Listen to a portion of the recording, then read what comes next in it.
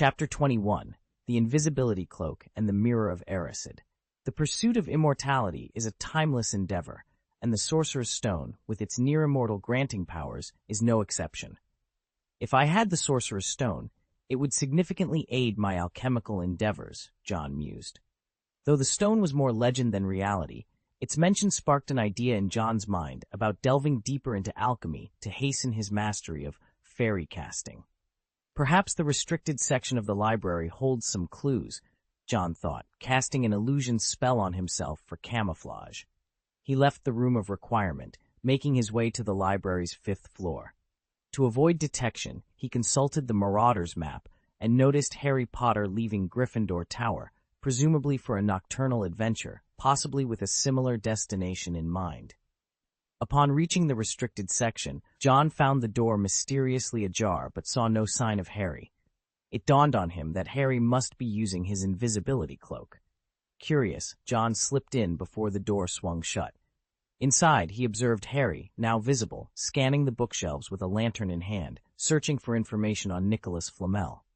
The tension was palpable, with Harry so focused that he seemed to hear whispers emanating from the books themselves. Harry's search led him to a large, ominous book bound in black and silver. Without hesitation, he pulled it from the shelf. "Stop!" John's warning came too late. Startled by the shout, Harry opened the book, unleashing a blood-curdling scream that filled the room. The scream persisted even after Harry slammed the book shut, causing him to panic and inadvertently knock over his lantern in his haste to escape. As Harry fled, the commotion attracted the attention of Argus Filch, the caretaker, who arrived with a menacing glare. Harry, now under his invisibility cloak, narrowly evaded Filch's grasp and darted away, disoriented in the darkness. Eventually, Harry found refuge in a room hidden behind a suit of armor, just as Snape and Filch approached. Holding his breath, Harry waited until their footsteps faded before removing his cloak, believing himself to be safe. However, the tranquility was short-lived.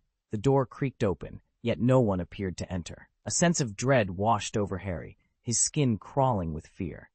Suddenly, he felt a touch on his shoulder and stifled a scream, only to recognize the voice that whispered, "Shh, you'll get us points deducted for doing this." "John?" Harry turned to find John materializing as if from thin air. John, slightly amused by the chaos, lamented the unnecessary attention their library escapade had drawn from Snape. Harry, still reeling from the shock, bombarded John with questions about the invisibility and the mysterious voice. John, feeling a bit overwhelmed, suggested, "Why don't we explore this room first? I haven't been here yet." Eager to shift focus from the night's earlier frights, Harry agreed, and the two set off to uncover the secrets of the mysterious room, unaware of the magical discoveries that awaited them. As Harry began to take in his surroundings, he realized they had stumbled upon what appeared to be an abandoned classroom. Desks and chairs were haphazardly stacked against the walls, casting ominous shadows in the dim light. An overturned wastebasket added to the disarray. However, it was the object on the wall opposite them that caught their attention, a mirror. It was no ordinary mirror. Towering almost to the ceiling, its grandeur was accentuated by an ornate golden frame resting on claw-shaped feet. At the top, an inscription read, "Eris Stella Uru Itubi Kafru Itian Vorhis," a phrase that seemed to hold a mysterious allure. Driven by his Gryffindor bravery, Harry approached the mirror without hesitation. But as he stood before it, his excitement quickly turned to fear. "What's wrong?" John asked, moving closer out of concern. Harry's breath became shallow, his face draining of color. "There are people in the mirror, at least a dozen, all stealth, standing behind me," he whispered, a mix of awe and fear in his voice. John, taken aback, leaned in for a closer look. At first glance, he saw nothing unusual, but then the reflection shifted, revealing a scene of John himself, surrounded by tables laden with heavenly delicacies. He blinked in disbelief, only to find his mirror image now indulging in the feast. More strikingly, his reflection donned a magnificent wizard's robe, appeared to be in his 20s, held a wand symbolizing power, and wore the prestigious Order of Merlin first-class medal. The realization dawned on him. "The Mirror of Erised," he murmured, recalling the tales of a mirror that showed the deepest desires of one's heart. But why was it here now, rather than at the end of their journey as he remembered? Harry, meanwhile, was captivated by the sight of a kind-eyed woman and a man with black hair and glasses. His parents, he believed. Not just them, but other relatives too, all sharing Harry's distinctive green eyes. It was a vision of the family he longed for, so real that he reached out, hoping to somehow step through the mirror and join them. Seeing Harry so entranced, John gently pulled him away. "We should leave before Filch or anyone else comes back," he advised. Though reluctant, Harry agreed. As he draped the invisibility cloak over himself, John declined the offer to share it. "I don't need it," he said with a mysterious smile, then vanished from sight with a simple wave of his wand. "John, are you still there?" Harry asked, startled. "Of course," came the reply, right in front of him. Harry reached out, accidentally poking John in the eye, which earned a light reprimand. Before they left the room, John paused to glance back at the mirror. For a moment, he thought he saw a silver-haired old man, but the figure vanished as quickly as it had appeared. Dumbledore? He wondered aloud, piecing together that the headmaster must have placed the mirror here. This reassured him that Harry was not in any immediate danger. After parting ways with Harry, John ventured into the restricted section of the library, where he discovered an ancient tome titled Supreme Alchemy. However, the content proved too complex, reminding him that foundational knowledge was essential before delving into advanced magic. Deciding to take things step by step, he placed the book under his pillow and consulted the Marauder's map, noticing Professor Quirrell wandering outside Hogwarts. John contemplated following Quirrell, curious about his activities. Yet, he quickly dismissed the idea, recognizing the vast gap in magical power between them and the potential danger, especially if his identity were discovered. With these thoughts, John decided to focus on his own path, acknowledging that the Christmas holidays were not yet over, and there was much more to learn and explore. During this time, John made several trips to the library, fervently gathering a multitude of books on basic alchemy. He was determined to expand his knowledge in the field, yet he knew that what he had learned so far was insufficient. Amidst his research, he stumbled upon a fascinating record in a tome dedicated to ancient alchemy. It was about Nicholas Flamel, heralded as the sole creator of the Philosopher's Stone. This discovery set John's mind ablaze with thoughts. He recalled that in Harry Potter's first year, the Sorcerer's Stone, as it was also known, played a crucial role. This artifact, John realized, could significantly expedite his mastery of advanced alchemy. "The Philosopher's Stone," he murmured, tracing his fingers over the text. The notion of immortality briefly tantalized him, only to be swiftly dismissed. He understood all too well the grave drawbacks of eternal life. Not only would it sap away one's emotions, but it would also render the body exceedingly fragile. To John, enduring such a fate was far worse than death itself. "Perhaps I should discuss this with Harry," he pondered. Lately, Harry and his friends seemed on the verge of abandoning their efforts. John believed that Smallman, his findings, might rekindle their determination. Chapter 22, Dumbledore and the Promise Hall. Ron expressed his frustration with a hint of anger. "You should have woken me up. I wanted to see your parents, too." He was irked that Harry had discovered the mirror's secret without him the previous day. Harry, eager to share the experience, replied, "You can come with me tonight. I'm planning to go again, and I want you to see that mirror for yourself." The two friends were so engrossed in their discussion about the magical mirror that they nearly forgot about Nicholas Flamel. John, meanwhile, was preparing a sandwich with turkey on toast. Just as he was about to take a bite, Harry mentioned, John was there too, but he didn't see his family in the mirror. Pausing, John put down his sandwich and said with a note of seriousness, "Harry, that mirror doesn't necessarily show your family. It reflects the deepest desires of your heart. It's important not to become too obsessed with it." Curious, Ron asked, "John, what did you see in the mirror then?" John, recalling the scene from the previous day, replied with a slight smirk, "I saw a table full of food." Ron and Harry were momentarily taken aback, having expected John, with his love for learning, to see something more academic. However, Harry, yearning for the love he missed, dismissed John's caution. The longing for his parents' presence overshadowed the protective magic built from his mother's love. John, having issued his warning, didn't press the matter further. With Dumbledore's protection, he felt confident that neither Harry nor the others would come to harm from Voldemort. After the conversation, John, reminded of Nicholas Flamel, retrieved a chocolate frog wizard card from his pocket and handed it to Harry, saying, "Not all answers are as complex as they seem. Sometimes it's about observing the things around you." Though Harry and Ron were puzzled by his cryptic advice, Harry accepted the card, tucking it into his pocket with the intention of examining it later. John then made his way to the library, where under the watchful eye of Madame Pince, he gathered books on alchemy. His studious demeanor caught the attention of Professor McGonagall, who felt a sense of pride, albeit regretting that John wasn't a Gryffindor. After hours of research, John concluded that mastering alchemy based solely on theory was a daunting task. However, he was determined to begin practical experimentation, inspired by the notion that combining magical text with alchemy could lead to miraculous results. The following day found John at the Room of Requirement, seeking a space conducive to refining materials. Upon entering the room that materialized, he found it equipped with crucibles and shelves stocked with magical ingredients. Recognizing the need for more materials, John thought of Hagrid, Hogwarts gamekeeper, who had a wealth of magical creature materials. Visiting Hagrid's hut, John was greeted warmly. "Here you go, John.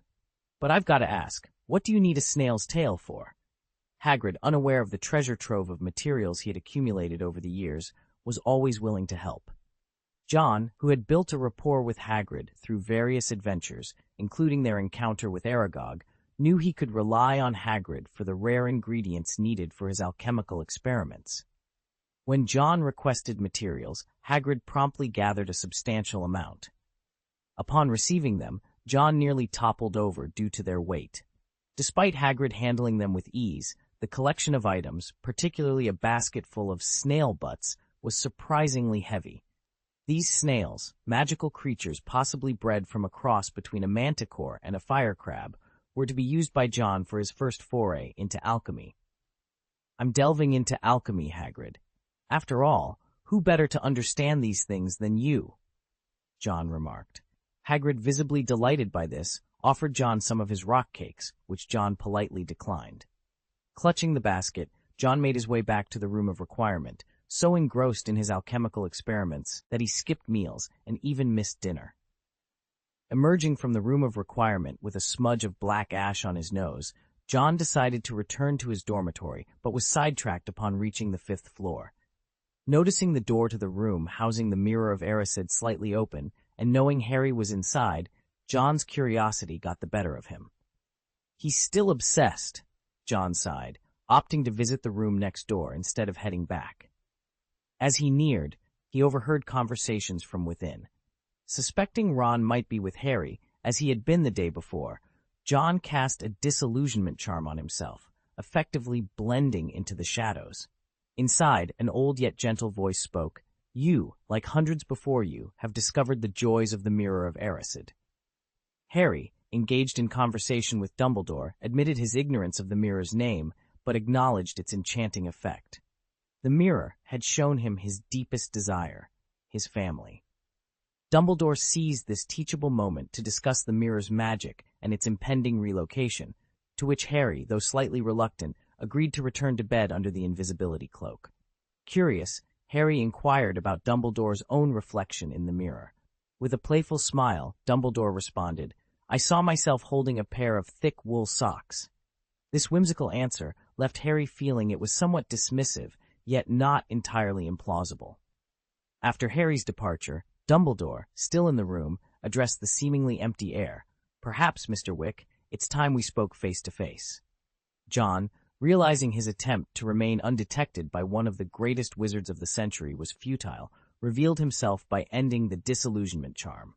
Dumbledore commended John's use of the charm and lightly addressed his rule-breaking with a twinkle in his eye, indicating he wasn't there to reprimand him. Instead, Dumbledore inquired about John's own vision in the Mirror of Erised. John, initially tense and guarded, admitted to seeing an abundance of food and a stronger version of himself.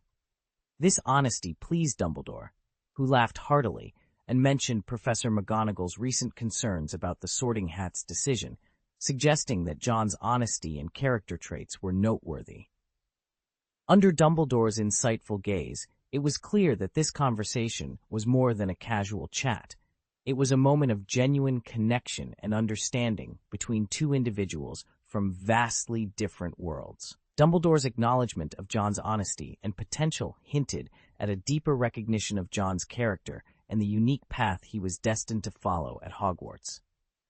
"There is nothing wrong with the Sorting Hat, and you are indeed most suited for Slytherin. There's no doubt about it," Dumbledore reassured John with a firm tone, his eyes piercing yet understanding. "Promise me, John, that you will steer clear of those irreversible magics." "I promise you, Professor," John replied earnestly. He couldn't fathom why Dumbledore had broached the subject, but he suspected it might be due to the headmaster's awareness of his ventures into the restricted section and his curiosity about dark magic. John nodded, his resolve clear despite the underlying fear of being discovered. He knew Dumbledore wasn't one to harm his students, but the thought of being caught still sent a shiver down his spine. "You possess the self-discipline to resist your temptations, John. I believe in you," Dumbledore continued, his voice softening. "As a reward for your discernment, you might just find yourself with the opportunity to encounter the real Philosopher's Stone." The atmosphere lightened as Dumbledore's expression shifted from solemn to playful, a twinkle appearing in his eye as if he were sharing a secret. John was momentarily taken aback by the sudden change in topic. "The answer?" he pondered, recalling the chocolate frog wizard card. It dawned on him that Dumbledore seemed omniscient, aware of his every move, from his explorations in the restricted section to his collection of chocolate frog wizard cards. This realization brought a mix of awe and unease, but John couldn't help feeling a spark of excitement at the prospect of coming face to face with such a legendary artifact as the Philosopher's Stone. Chapter 23. The New Term and Teaching. The new term had arrived, and John felt indifferent to its commencement. Hermione had returned to school the previous day, disheartened by the fact that she, Harry, and the others had not succeeded in uncovering the mystery of Nicholas Flamel. "John, are you studying alchemy?" Hermione inquired upon entering the library and finding John engrossed in a book titled Introduction to Alchemy and Enlightenment. Her curiosity piqued. She momentarily set aside her quest for Nicholas Flamel to join John. Upon reviewing John's list of books, she noticed it included not only alchemy, but also runes. Hogwarts offered ancient runes as an elective starting in the third year. Seeing John's interest in these subjects, Hermione, ever competitive and determined, fetched a stack of books on runes that very day. However, the complexity of ancient runes proved too challenging for a first-year student like Hermione, who had to admit defeat, evident from the dark circles under her eyes the following day, resembling those of a weary lion. "I'm sure I've seen the name Nicholas Flamel somewhere. I just can't recall where," Harry mentioned, his interest reignited. Since Dumbledore had persuaded him to stop visiting the Mirror of Erised, Harry often dreamt of his parents' demise at the hands of Voldemort, which refocused his attention on finding Nicholas Flamel. Despite their previous exhaustive searches in the library, Harry remained hopeful, unlike Hermione and the others who had nearly abandoned the idea. "I remember seeing it too," Harry mused, sparking a renewed group effort to solve the mystery. John, meanwhile, alternated between reading A Simple Introduction to Ancient Runes and his alchemy book, finding that switching subjects helped alleviate his fatigue. "John, why are you interested in this? Planning to sell magical items like those merchants in Nocturne Alley?" Malfoy asked, his curiosity piqued since witnessing John's interest in alchemy. Since the Quidditch match, Malfoy's attitude towards John had from dismissive to cautiously respectful. "I'm just exploring something small. Alchemy is a complex field. Are you familiar with the Sword of Gryffindor?" John replied, closing his book. Malfoy, unfamiliar with the reference, listened as John explained. "It's said that Godric Gryffindor commissioned goblins to forge the Silver Sword. Only true Gryffindors can find it, but that's beside the point. The Sorting Hat itself is a product of alchemy." After dedicating himself to his studies, even at the expense of his training, John finally mastered the basics of runes. Now, he only needed to unlock the secrets of alchemy to perform enchantments, though this proved challenging. Despite using up all the snail shells obtained from Hagrid, he had yet to achieve success. That evening, during their astronomy class, Professor Aurora Sinistra lectured on the constellation Sagittarius. After class, John encountered Professor Quirrell, who handed him a note directing him to the Defense Against the Dark Arts classroom. Reluctantly, John decided to meet with Quirrell, fearing that avoiding him might arouse suspicion. Upon entering the Defense Against the Dark Arts classroom, he found Quirrell, who had shed his pretense of being a feeble professor. Quirrell, once a competent wizard, had been forced into his current predicament by his alliance with Voldemort. "Very well, John Wick. It seems you have chosen the right path," Quirrell remarked, pleased to see John arrive for their clandestine meeting. Indeed, knowledge is the most tempting of forbidden fruits. After experiencing the allure of dark magic, even a model student like yourself has succumbed. Professor Quirrell, John greeted, stepping into the dimly lit classroom, uncertain of what awaited him in this unexpected turn of events. John felt a sharp sensation, as if someone was pricking his head with a needle. It was an attempt at legilimency, an invasion into his thoughts. Decisively, he employed the occlumency technique. Since the new semester began, John had advanced his occlumency to level 2, but facing this new challenge, he realized it was insufficient. Determined, he enhanced his occlumency to level 3, achieving mastery. This level of skill was sufficient to counteract the weakened spirit of Voldemort attempting to infiltrate his mind. John's face lit up with excitement, his thirst for knowledge making him appear almost fanatical. Voldemort, utilizing legilimency to probe John's mind, was pleased with what he found. He believed that with just a word from him, John would become a most loyal Death Eater. To cultivate an undercover agent within Hogwarts, Voldemort, through Quirrell, imparted a wealth of knowledge to John. Being a formidable wizard himself, Voldemort's teachings were complex, illuminating many previously obscure concepts for John. This intensive study regime, coupled with his regular classes, significantly boosted John's magical prowess. He mastered spells and techniques rapidly, even gaining control over the formidable spell, Fierce Fire. John's magical capabilities were now as follows: Magic Power, Level 3, 30-1500. Spells, Alohomora, Level 3. Levitation Charm, Level 4. Transfiguration, Level 2. Disillusionment Charm, Level 3. Lumos, Level 2. Incendio, Level 3. Bone Crushing, Level 3. Fiery, Level 2. Armor Protection, Level 2, and more. Skills, Proficiency in Short Weapons, Level 7. Greatswords, Level 4. Firearms, Level 1. Runes, Level 1. And Alchemy, Level 1. Blessings, Enhanced Physical Fitness, Quick Reflexes, Precision, Scholarly Aptitude, Piloting Skills, Endurance Running, Swordsmanship, Troll Vanquishing, and Stealth in Darkness. Although his magical power had increased modestly, his understanding and repertoire of spells had expanded significantly. A notable achievement was his initiation into alchemy, albeit at a beginner's level, enabling him to craft simple magical items. Crafting items with their own will, akin to the Sorting Hat or the Sword of Gryffindor, would likely require reaching level 7 in alchemy. Meanwhile, Harry was undergoing rigorous training under Wood's guidance, enduring even through adverse weather conditions. Wood's determination to defeat Slytherin and win the House Cup motivated him, placing immense pressure on Harry. This pressure was compounded by high expectations, which even Hermione and Ron found unbearable. They suggested Harry feign illness or injury to avoid participation, which troubled him. Amidst this, Neville stumbled into the common room, afflicted by a leg-locking curse, undoubtedly Malfoy's doing. Ron was incensed and ready to confront Malfoy, but Neville dissuaded him, not wanting to cause further trouble. Hermione quickly remedied Neville's condition. In an attempt to cheer Neville up, Harry discovered a wizard card in his pocket, a gift from John. Upon inspection, the card, featuring Dumbledore, revealed a surprising detail about John's proficiency in alchemy, linking him to Nicholas Flamel. This revelation excited Harry, Ron, and Hermione, as it was a significant clue in their ongoing quest. Hermione, recalling John's interest in alchemy, fetched a large, ancient tome from the girls' dormitory, eager to delve deeper into the mystery. After tirelessly searching through countless old books, they finally stumbled upon information regarding Nicholas Flamel and learned about the Philosopher's Stone. The discovery was a turning point in their quest, shedding light on the mysterious object they had heard so much about, yet knew so little. Nicholas Flamel, a name that had been whispered in the corridors of Hogwarts with a mixture of reverence and mystery, was revealed to be more than just a figure of legend.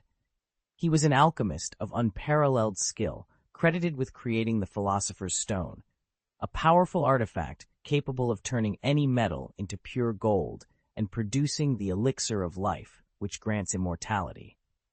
The trio's excitement was palpable as they pieced together the puzzle. The Philosopher's Stone was not just a myth, it was real, and it held the key to eternal life. The realization that such power could be within their grasp was both exhilarating and daunting. The implications were enormous, not just for them, but for the entire wizarding world. As they delved deeper into the lore surrounding Nicholas Flamel and the Philosopher's Stone, they couldn't help but wonder about the stone's current whereabouts and who might seek such power. The thought of someone using the stone for nefarious purposes sent a shiver down their spines. Determined to learn more and protect the stone from falling into the wrong hands, they resolved to use this newfound knowledge as a guide. Their journey had taken a new direction, one filled with dangers and mysteries, but also with the hope of discovering one of the greatest secrets of the wizarding world. Chapter 24. Peeves and Vasi, John! Hermione approached, visibly upset, with Harry and Ron trailing behind her. John looked at them, slightly puzzled by their demeanor. Hermione, unable to contain her frustration, raised her voice. "Did you know about Nicholas Flamel?" "Yes, I did," John replied, his calm demeanor taking the trio by surprise. Harry, puzzled, asked, "If you knew, why didn't you tell us? We've been searching for this information for ages." John responded, a hint of amusement in his tone. "I hinted at it, but you didn't connect the dots until you found the wizard card, did you?" Harry sheepishly scratched his head, and the trio, initially ready to confront John, found themselves at a loss for words. Ron, however, still seemed eager to challenge John's approach. "You could have been more straightforward and given us the answer from the start," he muttered. John's expression turned serious, prompting Ron to regret his words and lower his head, feeling guilty. John spoke earnestly. "Ron, the answers handed to you are never as valuable as the ones you seek out for yourself. In the quest for answers, you gain not only the solutions, but also invaluable knowledge." The trio absorbed John's words, realizing the wisdom in them. Harry, who had always struggled with the history of magic, found himself understanding the subject better now. They acknowledged their mistake in doubting John, and Hermione apologized. "I'm sorry, John. We shouldn't have doubted you." "It's all right," John reassured them. "But now that you know about Nicholas Flamel, what's next? Are you still suspecting Professor Snape of trying to steal the Philosopher's Stone?" Harry's hesitant expression gave away his thoughts, and John continued. "It's a common mistake to suspect Slytherins. However, the Philosopher's Stone isn't as miraculous as you think. While it is the pinnacle of alchemy and can theoretically grant immortality, it comes with significant drawbacks, including the deterioration of the body and the loss of emotions over time. Professor Snape, being a master of potions, is well aware of these limitations and certainly doesn't need the money. Do you really think he has any reason to steal the Philosopher's Stone?" Harry was left speechless, unable to counter John's logic. Ron, after a moment of thought, suggested maybe he's doing it for Voldemort. John was taken aback by Ron's insight. "You're aware that Voldemort isn't dead. Have you also traveled through time?" he joked, though Ron looked embarrassed. "I heard that many of Voldemort's followers were from Slytherin," Ron whispered.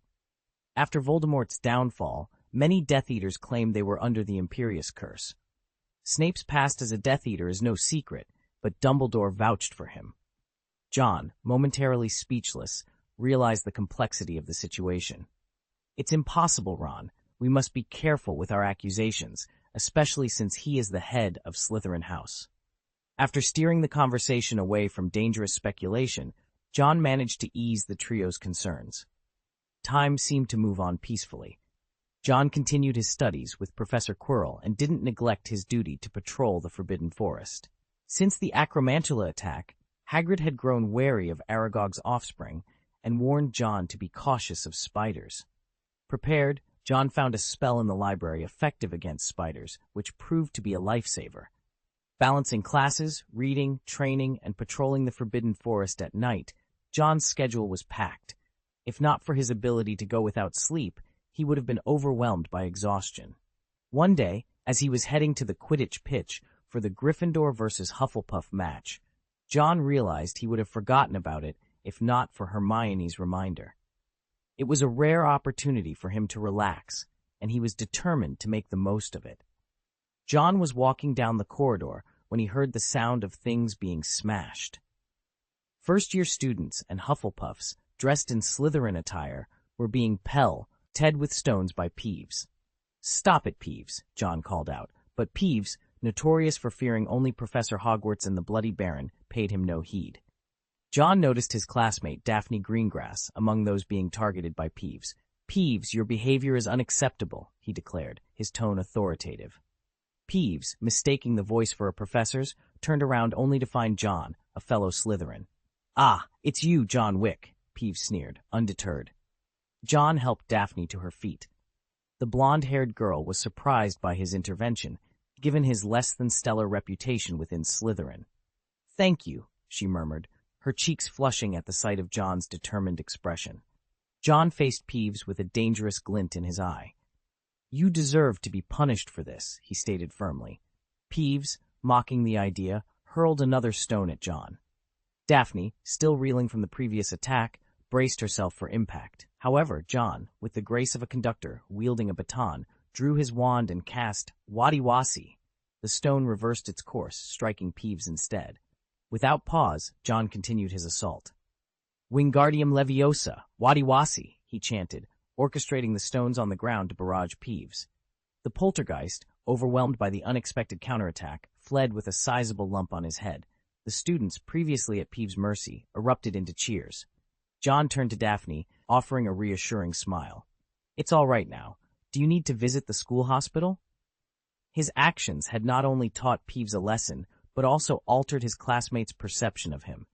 Daphne, usually prideful, found herself viewing John in a new light. "I'm sorry to have troubled you," she said, her voice soft, sneaking glances at her defender. As John escorted the injured students to the school hospital, Madame Pomfrey busied herself with their care. The news of someone standing up to Peeves spread quickly throughout Hogwarts. Meanwhile, the aftermath of the Quidditch match saw Ron nursing a broken nose, and Neville being carried to the hospital wing. Malfoy, along with his cronies Goyle and Crabbe, sported black eyes, their glares directed at the Gryffindor table. "That damned Weasley ambushed me," Malfoy fumed, recounting his scuffle with Ron during the match, which had escalated to include Neville and Goyle. John, overhearing Malfoy's rant, couldn't help but shake his head. "Malfoy, you're not exactly outnumbered," he remarked, earning a flushed response from Malfoy, who boasted, "With a wand, I could take on a dozen Weasleys and Longbottoms." John dismissed the claim with a silent chuckle. As night fell, John closed his book and prepared for a night of training in the Room of Requirement, followed by patrolling the Forbidden Forest. The Gryffindors, sensing another potential confrontation, wisely retreated to their tower. Meanwhile, Fred and George were off to pilfer cakes from the kitchen, a venture John chose not to interfere with, knowing the house elves would likely indulge the twins. At the entrance to the Room of Requirement, John encountered Harry, who had just returned. With a grave tone, Harry shared his discovery.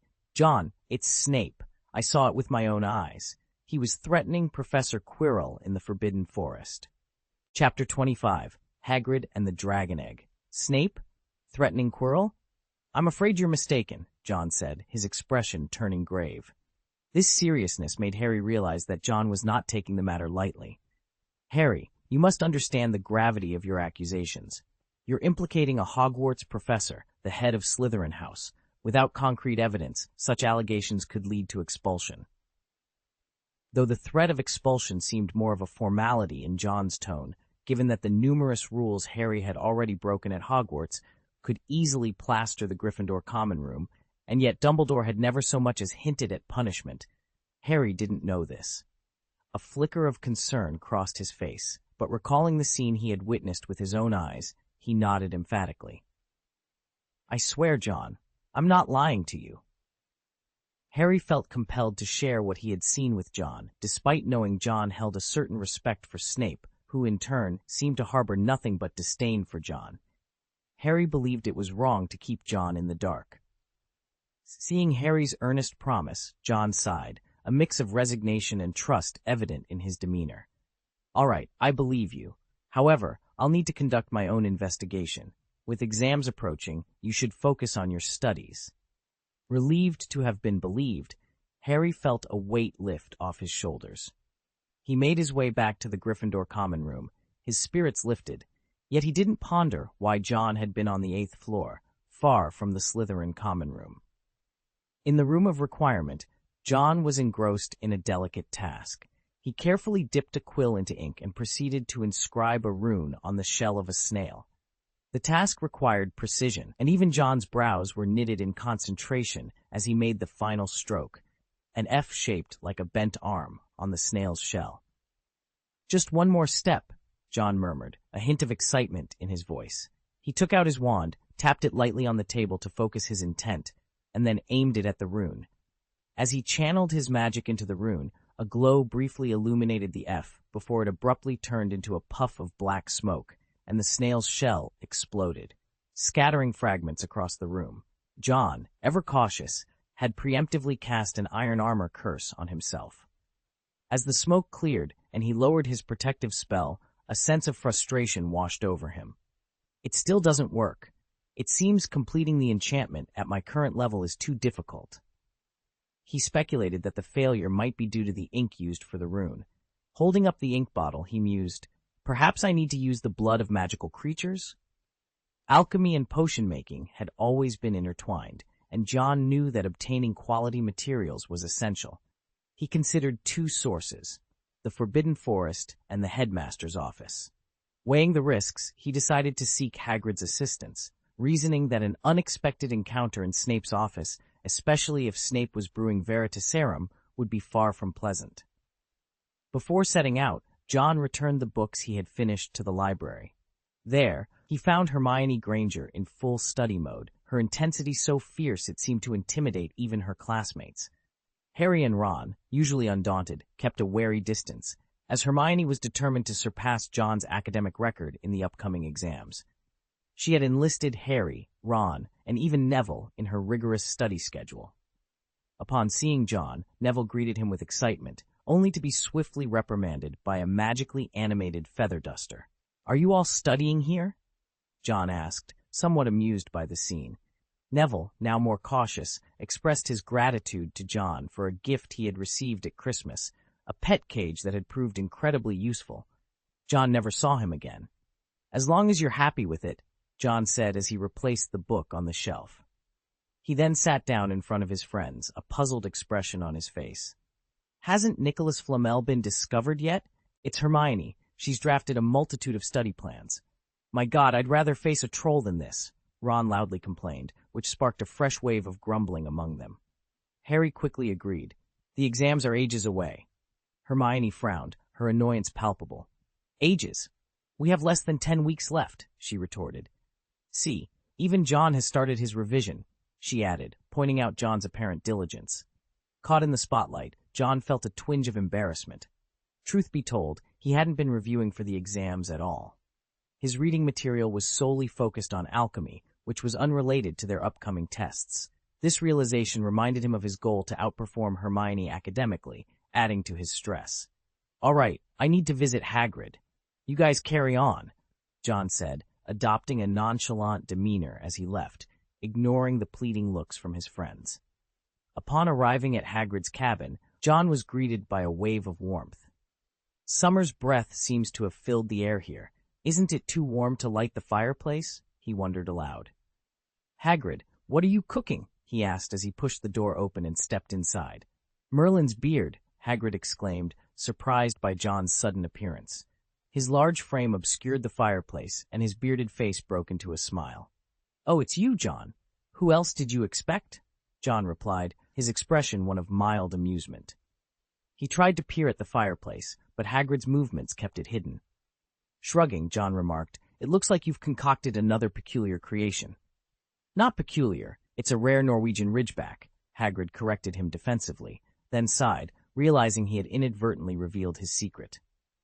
Resigned, Hagrid stepped aside, allowing John to see a kettle over the fire, and, beneath it, an egg the size of an ostrich egg. "Is that a dragon egg? Are you sure it won't end up overcooked?" John joked, noting the egg's charred appearance.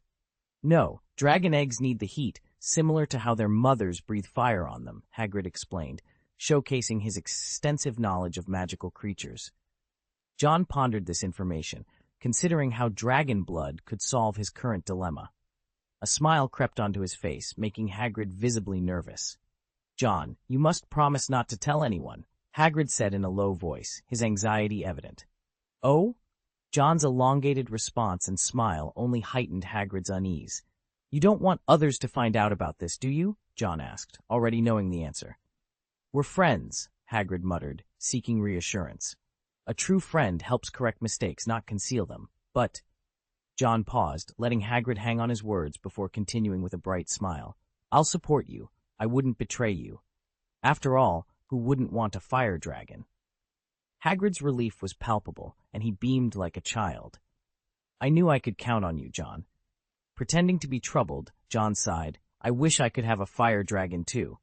The 12 uses of dragon's blood are a headache for the exam, and I'm short on funds." "Don't worry, John. Once Norbert is grown, you can have all the dragon blood you need," Hagrid offered generously. John left Hagrid's cabin with a basket full of snail shells, feeling content. Shortly after, Hagrid headed to the library to research more about dragons, and coincidentally ran into the trio who were studying. It was inevitable. They too discovered the dragon egg, just like John, but chose to keep it a secret. "I'm sorry, but I can't provide the enhancements you're asking for without more specific content or context from the novel you're referring to. Could you please provide a passage or a more detailed description of the content you need help with?" Chapter 26. Unforgivable and Persecuted. In the herbology class, Professor Pomona Sprout was discussing the peculiarities of the devil's snare, describing it as a formidable plant that, despite its menacing appearance, behaves much like a frightened child when exposed to light. John, however, was only half listening, his mind preoccupied with the intricacies of alchemy. After numerous failed attempts at using pigeon feathers to inscribe runes on snail shells, he had finally crafted an engraving pen from silver and basilisk feathers.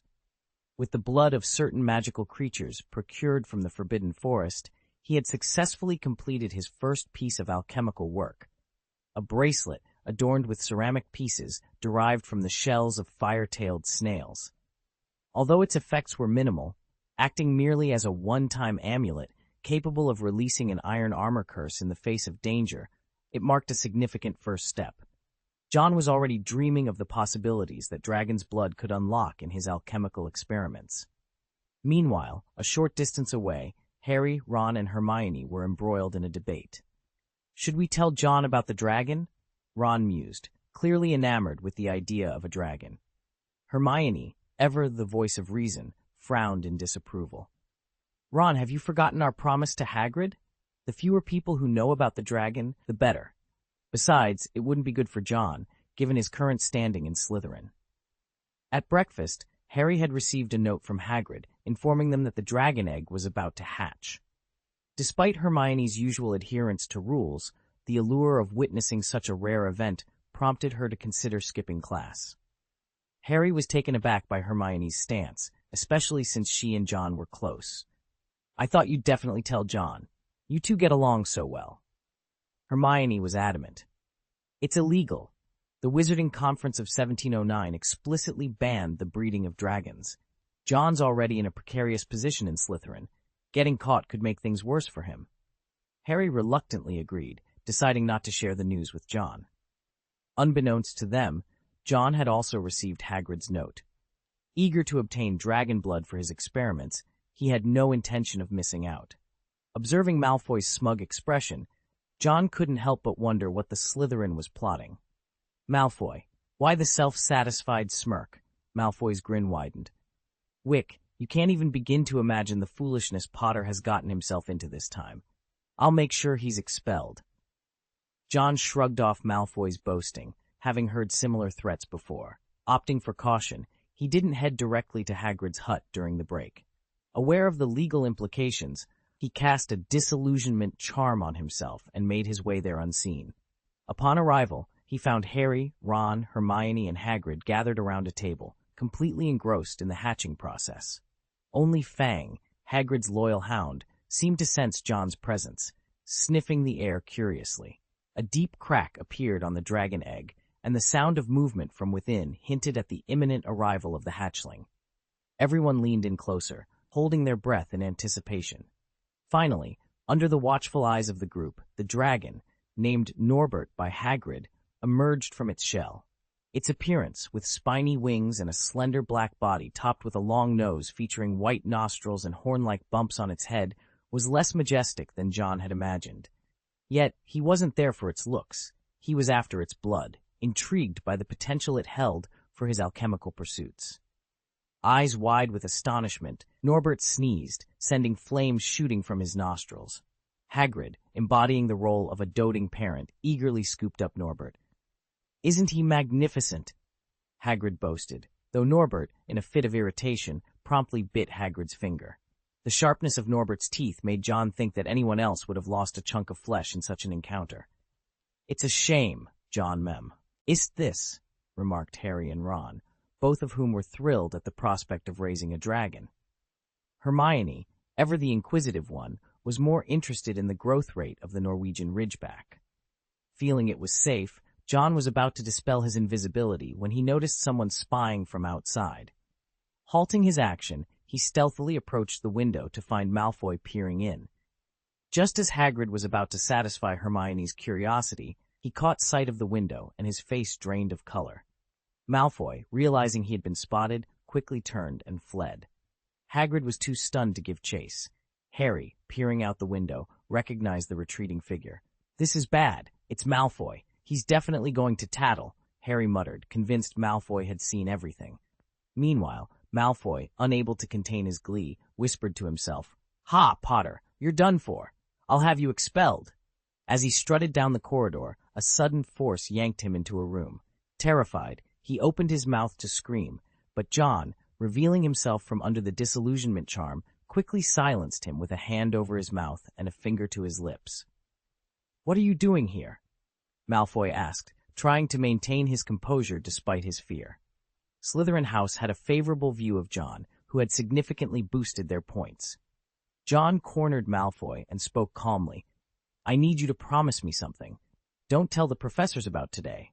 "You mean about that dragon?" Malfoy asked, his eyes darting around as he pieced things together. John didn't deny it.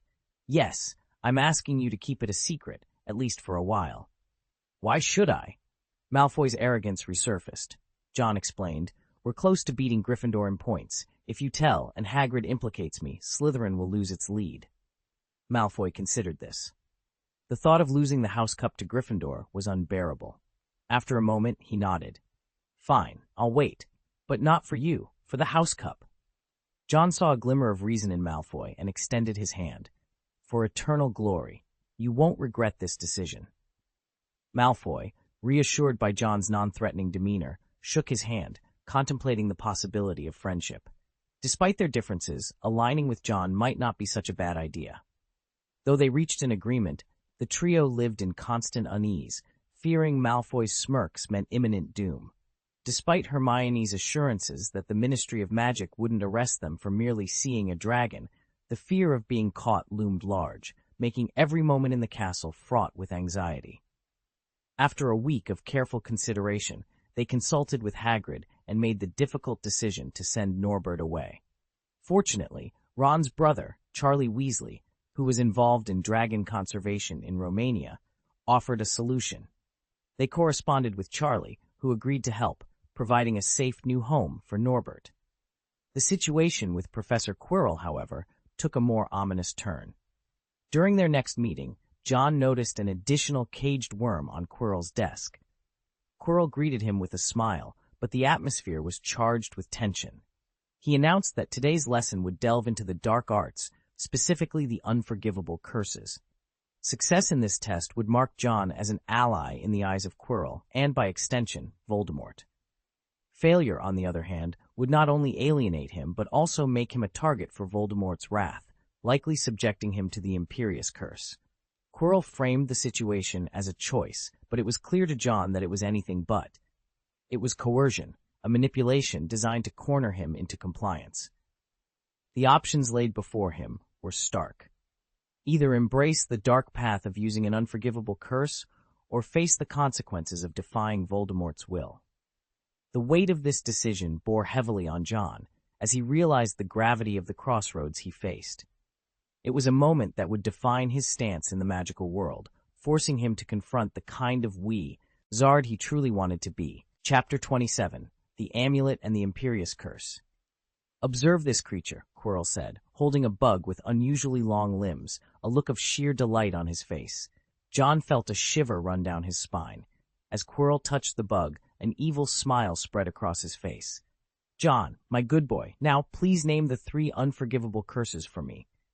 John glanced at the wand in Quirrell's hand, took a moment to think, and then responded, "The Killing Curse, the Imperious Curse, and the Cruciatus Curse." "Excellent," Quirrell praised. Without hesitation, he pointed his wand at the bug in his hand and announced, "Now I shall demonstrate the supreme power of these spells." He then cast Imperio. A flash of light later, the bug became utterly compliant in his grasp. Quirrell's eyes gleamed strangely as he explained, "The Imperious Curse allows a wizard to control another's actions, even to the point of death." Under his command, the bug leaped into a nearby basin, showing no resistance even as it nearly drowned. Then, it jumped towards a candle, enduring the flames without any attempt to escape. John watched, a chill settling in his heart. The Imperious Curse's ability to control a person so completely, so instantly, was terrifying.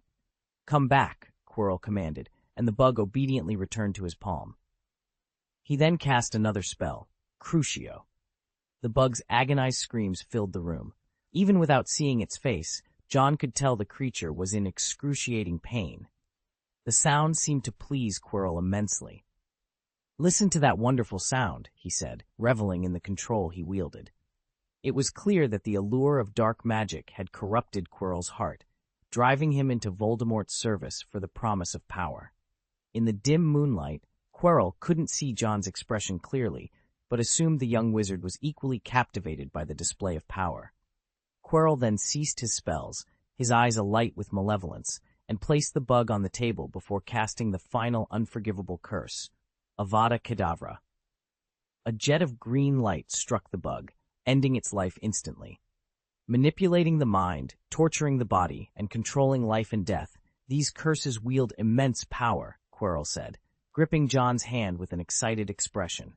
"This power is magnificent. He has high expectations for you, and you must not disappoint him." "I will not let you down," John replied, bowing his head in a gesture that pleased Quirrell immensely. Quirrell's trust in John had reached a point where he believed there was no chance of betrayal. Having been taught the unforgivable curses, John had unwittingly taken a step closer to the dark side. Later, John found himself submerged in a bath, trying to wash away the chill that clung to him. He wasn't sure if it was his imagination, but he felt as though the dark magic was gnawing at his soul, driving him to the brink of madness. In an attempt to calm himself, he splashed water over his head. It won't be long before Quirrell meets his end. I need to rid myself of him as soon as possible, John thought. With the school year nearing its close, he knew that Quirrell's time was limited, especially with the end of the term approaching before the House Cup. As he settled his thoughts, John realized he didn't need to fear the dark arts. Black magic isn't inherently evil. It's just another tool for defense, he reasoned, finding a semblance of peace in the thought. Casting curses in the wizarding world was considered a serious crime, punishable by imprisonment in Azkaban. However, John doubted that the professors at Hogwarts were fully aware of the unforgivable curses. He didn't see them as mentally deranged in any way. Reassuring himself with the thought that as long as he maintained self-control, he wouldn't end up like Voldemort, John managed to calm his nerves. After emerging from the bathroom, he changed his attire and left the common room. Before heading out, he cast an illusion charm on himself, seeking a peaceful walk to clear his mind. His destination was the Room of Requirement, where he planned to engage in alchemical experiments. The recent encounter with Professor Quirrell, who had demonstrated the 3 unforgivable curses, made John realize the need to enhance his amulet. After a night of diligent work, he succeeded in adding new functionalities to it, including a defense against the soul-seizing curse.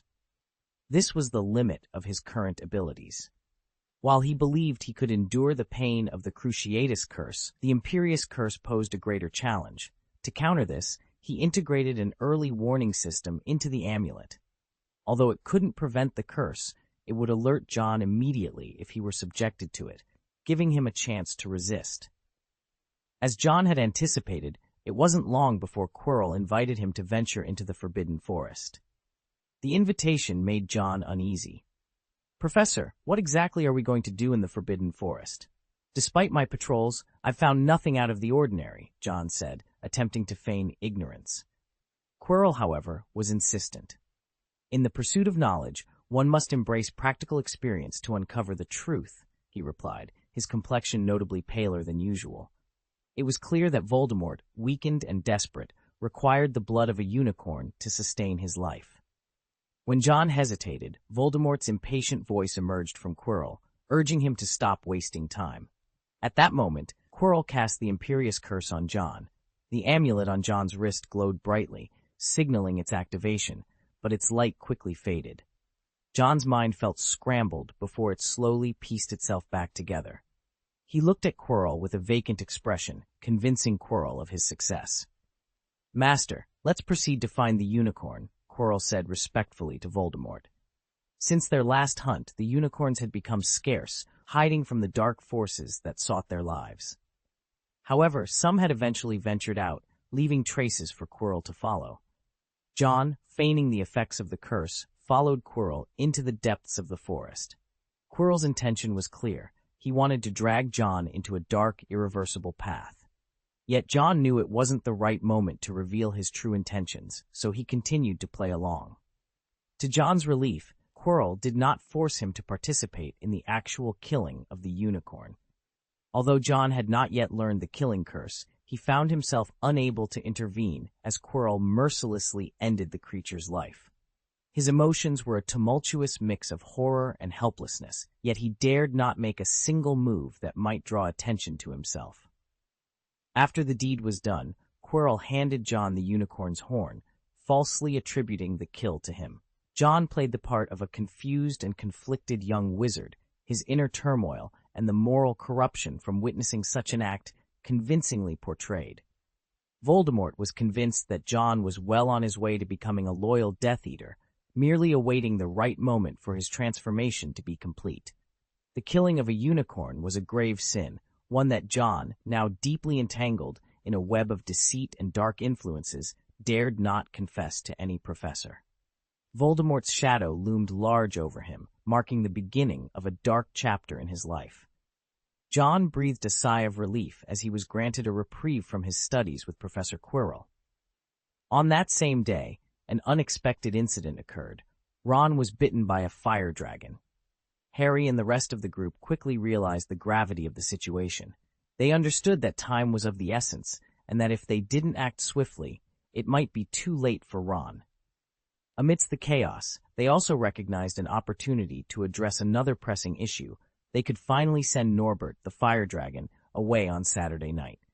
The plan was set into motion with urgency and precision. Harry, always the strategist, outlined the steps they needed to take to ensure both Ron's safety and Norbert's successful departure. The group worked together, seamlessly, each member playing a crucial role in the execution of their plan. As they prepared for Saturday night, the atmosphere was tense but filled with a sense of purpose. They knew the risks involved in dealing with a creature as unpredictable and dangerous as a fire dragon, but their determination to help their friend and resolve the situation with Norbert overshadowed any fear or hesitation. The night arrived, and under the cover of darkness, Harry, Hermione, and the others made their way to the designated spot for Norbert's send-off. The air was thick with anticipation as they waited for the moment to say goodbye to the dragon that had caused so much turmoil, yet had also brought them closer together as a team. In the end, their efforts were successful. Ron received the necessary care for his injury, and Norbert was sent off to a place where he could live without posing a threat to anyone. The group's quick thinking and unwavering courage had averted a potential disaster, further solidifying their bond and proving once again that together they could overcome any challenge that came their way. Chapter 28, Fire Dragon and Alchemy. Upon his return, John immediately set to work crafting a new set of amulets for himself. He was grateful for his preparedness. Otherwise, he would have been at a significant disadvantage against the deceitful Quirrell. It was Saturday when John acquired more materials from Hagrid, this time with a novel idea in mind. As he examined the unicorn, whose horn had been severed post-mortem, John's expression turned into a frown. The unicorn's horn is undergoing a transformation, he noted, the stench of decay filling the air. The curse afflicting the horn was formidable, rendering his initial plan to craft a talisman from the unicorn unfeasible. Upon grinding the unicorn into powder, John discovered the curse within was exceedingly potent, suitable only for the creation of dark artifacts. Later, John visited Hagrid's cabin, finding the groundskeeper in tears over the impending departure of Norbert, his dragon. Observing Norbert's significant growth, John agreed with the decision. The dragon would soon outgrow the cabin itself. "John, here's the dragon's blood I promised you. Please, handle it with care," Hagrid said, his voice heavy with emotion. Accepting the warm bottle of dragon's blood, John assured him, "I promise." The warmth of the blood suggested its origin from a fire dragon, a detail that underscored Hagrid's remarkable ability to manage such creatures. After bidding Hagrid farewell, John proceeded to the room of requirement for experimentation. There, he successfully combined dragon's blood with snails to inscribe his first rune onto an amulet. The sense of accomplishment was exhilarating. After days filled with anxiety and fear, his efforts were finally bearing fruit. As for the plan to send Norbert away under the cover of night, John chose not to participate. He had previously arranged to meet with Malfoy and preferred to avoid unnecessary trouble. The following morning, Gryffindor House was shocked to discover they had lost 150 points, a blow to their hopes of outscoring Slytherin. Upon investigation, they learned that Harry Potter, Hermione, and Neville had been caught during an unauthorized nocturnal excursion, tarnishing their reputations. Meanwhile, Draco Malfoy, despite causing a 20-point deduction for Slytherin, was celebrated for his role in thwarting Gryffindor's comeback. "Harry Potter, our hero, Slytherin thanks you for your assistance," Malfoy taunted, inciting Harry's fury. John observed these developments with a sense of detachment, recognizing the pitfalls of fame. Harry's notoriety had made him a lightning rod for criticism, a stark reminder of the double-edged nature of renown. Curse Snape and his meddling ways. Quirrell seethed, frustrated by another confrontation with Snape. The former Death Eater's interference was becoming intolerable, especially as their master's plans faltered. Once again, John found himself entangled in Quirrell's schemes. Concealing his amulet, John appeared conflicted, pondering whether to continue his association with Quirrell. Sensing his hesitation, Quirrell grew impatient. Perhaps he must slay an innocent to prove himself worthy of becoming a Death Eater, he mused, casting the imperious curse on John with the intention of forcing him to kill a unicorn in the Forbidden Forest. Unbeknownst to Quirrell, a defiant gleam shone in John's eyes. As they ventured into the forest, John subtly signaled to unseen allies, a bird and a dog lurking in the shadows, ready to intervene. In the dimly lit corridor that forked in two directions, John's resolve hardened. "Think you can control me? I'd like to see you try," he thought defiantly. Unlike others, John was not one to be easily manipulated. Even if he wasn't directly after Voldemort, he was determined to cause the Dark Lord as much trouble as possible. The idea of a unicorn's life being in danger was something he hoped would catch the professor's attention, though he wondered if Quirrell would meet his downfall sooner than expected. A fleeting, cold smile touched the corners of John's mouth before he vanished into the shadows. Meanwhile, in the Forbidden Forest, Harry, Hermione, and Neville faced their punishment with trepidation, accompanied by a pale and terrified Malfoy. The thought of dying in the forest haunted Malfoy, especially since he believed Hagrid, still bitter over the loss of the fire dragon due to Malfoy's report, might leave him for the werewolves. "It's a servant's job to be here, not a student's," Malfoy protested vehemently. Hagrid, however, was unyielding. "That's how it is at Hogwarts. You either contribute or you leave," he retorted. Noticing the anxiety among the students, Hagrid mentioned, "The Forbidden Forest is dangerous. You'd be less nervous if John were here, but he's not feeling well today." Hermione immediately expressed concern for John, but Hagrid could only speculate that it might be due to an alchemy experiment gone wrong, his gaze shifting to Fang, who was distracted by some dog food. As they ventured deeper into the forest, they stumbled upon the tragic sight of a unicorn, dead, its blood staining the ground. "This is the third one," Hagrid said gravely, the weight of the discovery heavy on his heart. To cover more ground, they split into two groups. Malfoy, distrustful of Hagrid, insisted on not being in his group, so he was paired with Neville and Fang. Not long after, Hagrid's group rushed towards a distress signal, only to find that Malfoy had tricked Neville into sending it. Frustrated, Hagrid had Harry switch places with Neville to prevent further mischief. The Forbidden Forest at night was a place of untold dangers, and Harry felt the weight of this as he ventured through the dark, dense woods. Deep within the Forbidden Forest, John and Quirrell, cloaked in darkness, pursued a unicorn. The majestic creature, despite its injuries, continued to elude them. "John, kill it!" Quirrell commanded. John raised his hand, casting a spell that sent a burst of white light towards the unicorn, creating a smokescreen that allowed the creature to escape. "Damn, you fool!" Quirrell cursed, frustration evident in his voice. This was not the first time their plan had failed. Despite being under the Imperious curse, John's actions seemed more like sabotage than genuine attempts to harm the unicorn. In truth, John was indeed there to cause trouble. He worried for the unicorn and grew increasingly anxious. "Did Basil not deliver the letter, or did the professors not believe me?" he pondered, fearing the worst.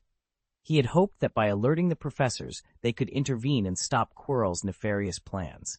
But with no response to his letters, he felt a sinking feeling of despair. As Quirrell managed to incapacitate the unicorn once more, its blood began to flow. Quirrell, breathing heavily with anticipation, urged, "Seize the opportunity." John hesitated, torn between his orders and his conscience, as he stepped forward. Hearing the command, John pointed his wand at the unicorn, noticing the profound sadness in its eyes. He hesitated, his lips pressed tightly together. Quirrell, standing beside him, urged impatiently, "Hurry up! Kill it with your most practiced spell." His voice was desperate, revealing his own dire situation. Quirrell's body was weakening rapidly. Without the unicorn's blood, he would perish, his life force being drained by Voldemort. He would have taken the creature's life himself, if not for his plan to incriminate the young Death Eater. Finally, John seemed to reach a decision. Flames burst forth from his wand as he uttered, "Fiendfire." The spell unleashed a wild, uncontrollable inferno that began to consume the surrounding vegetation, spreading rapidly through the area. "Idiot!" Quirrell exclaimed, taken aback by John's reckless choice of spell. In a fit of anger, he knocked John unconscious and hurried toward the unicorn. The fiendfire raged on, devouring everything in its path, yet miraculously sparing the unicorn. Quirrell, driven by desperation and the need to sustain his own life, was prepared to do whatever it took to ink the unicorn's blood. Just then, a red light streaked through the air towards him. Quirrell's reflexes kicked in, and he dodged it swiftly. The professors had arrived. In this moment of chaos, the scene was a tumultuous blend of desperation, magic, and the impending confrontation. Quirrell's actions, driven by survival, clashed with the moral implications of harming such a pure creature. The arrival of the professors promised a resolution to the immediate danger, but the consequences of the night's events were yet to unfold. Chapter 29. The Battle of the Forbidden Forest and the Curse. Poor boy, he's under the Imperious curse. John had intended to ambush Quirrell, but upon hearing someone approaching, he quickly feigned being under the curse's influence. Professor Sprout hurried to John's side, her heart heavy with concern. Professor McGonagall, on the other hand, was like a lioness in fury. Her lips were white with rage, and the harm inflicted upon a Hogwarts student crossed a line she could not tolerate. Her wand glowed as she advanced, and with a swift gesture, the trees nearby transformed into a lion that leapt at Quirrell. "You will pay for this," she declared. It was unwise to provoke a professor, especially one who was an animagus. Quirrell attempted to retaliate, but found himself turned into a tabby cat by Professor McGonagall's spell. He dodged with agility, his claws unsheathed, leaving marks on his cloak. Returning to his human form, Professor McGonagall raised her wand once more and launched another spell. Stupefy. Quirrell was struck and sent flying. Mag tried to follow up, but their movement had already attracted the attention of a young wizard on patrol. "Professor McGonagall?" Harry exclaimed. Professor McGonagall, inwardly anxious, shouted, "Hide, Potter!" Quirrell, who should have been incapacitated, floated up and moved with serpentine agility. As he neared Harry, Professor McGonagall launched another attack. Quirrell turned and vanished into the Forbidden Forest. "What's happening here?" Hagrid arrived, noticing the fiend fire burning fiercely. With the combined efforts of Professors McGonagall and Flitwick, they managed to extinguish the magical flames. Despite their success, the battle had been perilous. Hermione, who had been anxiously watching Harry, sighed in relief upon seeing he was unharmed. However, her relief turned to horror when she noticed John lying on the ground. "Oh my God, John!" She rushed to Professor Sprout's side, her voice trembling with concern. "He'll be okay, right?" Professor Sprout, the head of Hufflepuff House and a kindly witch, reassured her as she gently patted John's head. "He's been under the Imperious Curse. We need to get him to the hospital wing immediately." "The Unforgivable Curse?" Hermione gasped, the name of the curse sending shivers down her spine. Harry, Neville, and even Malfoy, who had chosen to stay, were shocked. Professor McGonagall's expression was grave. "Someone has infiltrated Hogwarts and used the Imperious Curse on a student." Professor Flitwick added sharply, "Despicable cowards." The commotion had also alarmed a centaur. Firenze, young with platinum blonde hair and a silver-maned horse's body, approached. "Hagrid, professors," he greeted, his eyes reflecting surprise at the scene before him. Centaurs were known to divine prophecies from the stars, but the current events were unexpected. "Hagrid, escort them back and ensure Wick is taken to the hospital wing. We must conduct a thorough search of this area," Professor McGonagall commanded. Hagrid lifted John, and the group, accompanied by the anxious young wizards, made their way out of the Forbidden Forest. Firenze joined them, engaging Harry in conversation about the mysteries of the starry sky. As they left the forest behind, John began to feel a sense of relief. 3 professors should be more than enough to handle Quirrell, provided they can find him, he thought, grateful for a reprieve from facing Quirrell. The unicorn had also survived, and Professor Sylvanus Kettleburn, responsible for the care of magical creatures class, hurried to attend to it. Feeling safe and no longer needing to maintain his tense facade, John's eyelids grew heavy with the need for sleep. Just as he was about to succumb to slumber, a rustling sound snapped him back to alertness. Opening his eyes, he was met with a pair of venomous eyes. Avada. The narrative abruptly cuts off, leaving the reader in suspense about the unfolding events and the identity of the new threat. Cadavra! The words sliced through the air, but Owen hadn't anticipated Quirrell, driven to madness, would dare to strike first. Nor had he expected to find himself in the position of a savior. Cradled in Hagrid's arms, John acted swiftly, pushing Harry and Malfoy out of harm's way. The force of his action caused him to tumble to the ground. The killing curse, a sinister green light, sped towards him, but at that critical moment, the amulet he wore sprang to life. The armor curse it unleashed collided with the killing curse, significantly weakening its lethal power. Quirrell, already debilitated by Voldemort's influence, and a subsequent confrontation with Professor McGonagall that left him nearly incapacitated, couldn't muster a strong enough curse. The iron armor curse effectively blocked it. Though the impact sent John flying, he was certain it wasn't fatal. As he drifted into unconsciousness, the sound of hoofbeats filled the air. Reinforcements had arrived. Quirrell, not waiting to see the outcome of his attack, fled, pursued by the arriving horsemen throughout the night for his folly. John hadn't experienced such a deep sleep since his days of insomnia. When he finally awoke, darkness still enveloped him. He had been asleep for 3 whole days, during which chaos had erupted at Hogwarts. An intruder had ventured into the Forbidden Forest, abducting a Slytherin student under the Imperious Curse. Despite being directly involved in the incident, Harry, Malfoy, and the others didn't become the focus of public attention. Malfoy, in particular, was preoccupied with the memory of the green light and John's unexpected intervention. "Why did Wick save me?" he pondered, bewildered by the act of bravery from someone he had openly scorned and insulted. The event left him profoundly shaken. Harry and Hermione were equally troubled, their concern for John keeping them awake at night.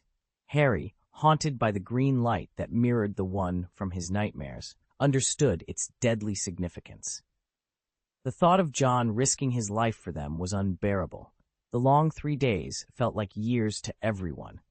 Dumbledore, along with the faculty, including Snape who, despite his usual disdain for John, appeared visibly disturbed by the incident, visited the hospital wing. Snape's glare towards Quirrell could have been lethal on its own. Upon waking, John's condition was quickly brought to the attention of the professors. Snape was the first to arrive, his tone laced with frustration. "What were you thinking, John Wick?" "Calm down, Severus," Dumbledore interjected, his eyes twinkling behind his half-moon glasses. "Let's be grateful. The assailant's weakness allowed John to survive." Snape's expression softened slightly, though his concern remained evident. Dumbledore then inquired, "John, do you recognize the one who attacked you?" After a moment's thought, John replied, "It was too dark to see clearly, but he seemed familiar with Hogwarts." The implication was clear to those present, though John stopped short of naming Quirrell directly. Dumbledore offered a knowing smile, but chose not to comment further. When Harry and the others visited the next day, they discussed the incident and the miraculous survival of the unicorn. Quirrell, they learned, had taken a few days of sick leave, likely unable to face the consequences of his actions. In the aftermath, John found himself free from Quirrell's torment. His focus shifted to the upcoming exams and the intriguing matter of the Sorcerer's Stone, a topic that had previously caught his attention during a conversation with Dumbledore. With anticipation building, the exam week finally arrived. Chapter 30, Exam Week and the Trapboard. June had arrived, bringing with it the much-anticipated exam week. In Charms class, Professor Flitwick expressed his concern for John. "Mr. Wick, have you fully recovered?" he inquired, his voice tinged with worry. John offered a grateful smile. "Thank you for your concern, Professor. I'm feeling much better now," he replied. Professor Flitwick, still visibly shaken by the events, remarked in his high-pitched voice, "You were incredibly fortunate. That vile individual cast a rather feeble killing curse at you." He sighed, wishing he had been there to confront the perpetrator himself, confident in his abilities as a dueling champion to teach the attacker a lesson. During the Charms exam, John executed a flawless performance, much to Professor Flitwick's satisfaction. His pineapple tap dance spell was both perfect and graceful. The next exam was in Transfiguration, where Professor McGonagall showed a similar concern for John. "This child has endured so much," she thought, recalling the series of unfortunate events John had faced, from being insulted by Malfoy at the start of the term to surviving both the Imperius and killing curses. But, thankfully, he has been under divine protection. "Vera Verto," John confidently chanted, pointing his wand at the mouse before him. In a flash, the mouse transformed into an exquisite snuff bottle. "Excellent work, Mr. Wick. A perfect transformation spell," Professor McGonagall praised, clapping her hands in approval. In Potions class, the students were tasked with concocting a forgetfulness potion. The Defense Against the Dark Arts exam presented an unusual situation, as Professor Quirrell was absent due to illness. To John's slight discomfort, Dumbledore himself oversaw the exam, greeting him with his characteristic probing gaze and playful wink. History of Magic, taught by the ghostly Professor Binns, was John's final and easiest exam. Despite the subject's tendency to induce sleepiness, its content was straightforward enough for both muggles and wizards to grasp with some rote memorization. After jotting down the name of the wizard who invented the automatic stirring cauldron, John allowed himself a moment of relaxation. Post-exam, Draco Malfoy approached John. The change in Malfoy's attitude was notable, especially considering the numerous messages of condolence he had sent to John during his hospital stay. "I'm feeling much better, thanks, and I haven't had the chance to thank you for all the condolences," John said. "It was nothing," Malfoy replied, his tone carrying a hint of arrogance. John, amused by Malfoy's demeanor, offered him some sweets from the pile of condolences gifts. Malfoy accepted one, albeit reluctantly, while Goyle and Crabbe nearly came to blows over them, prompting Malfoy to scold them.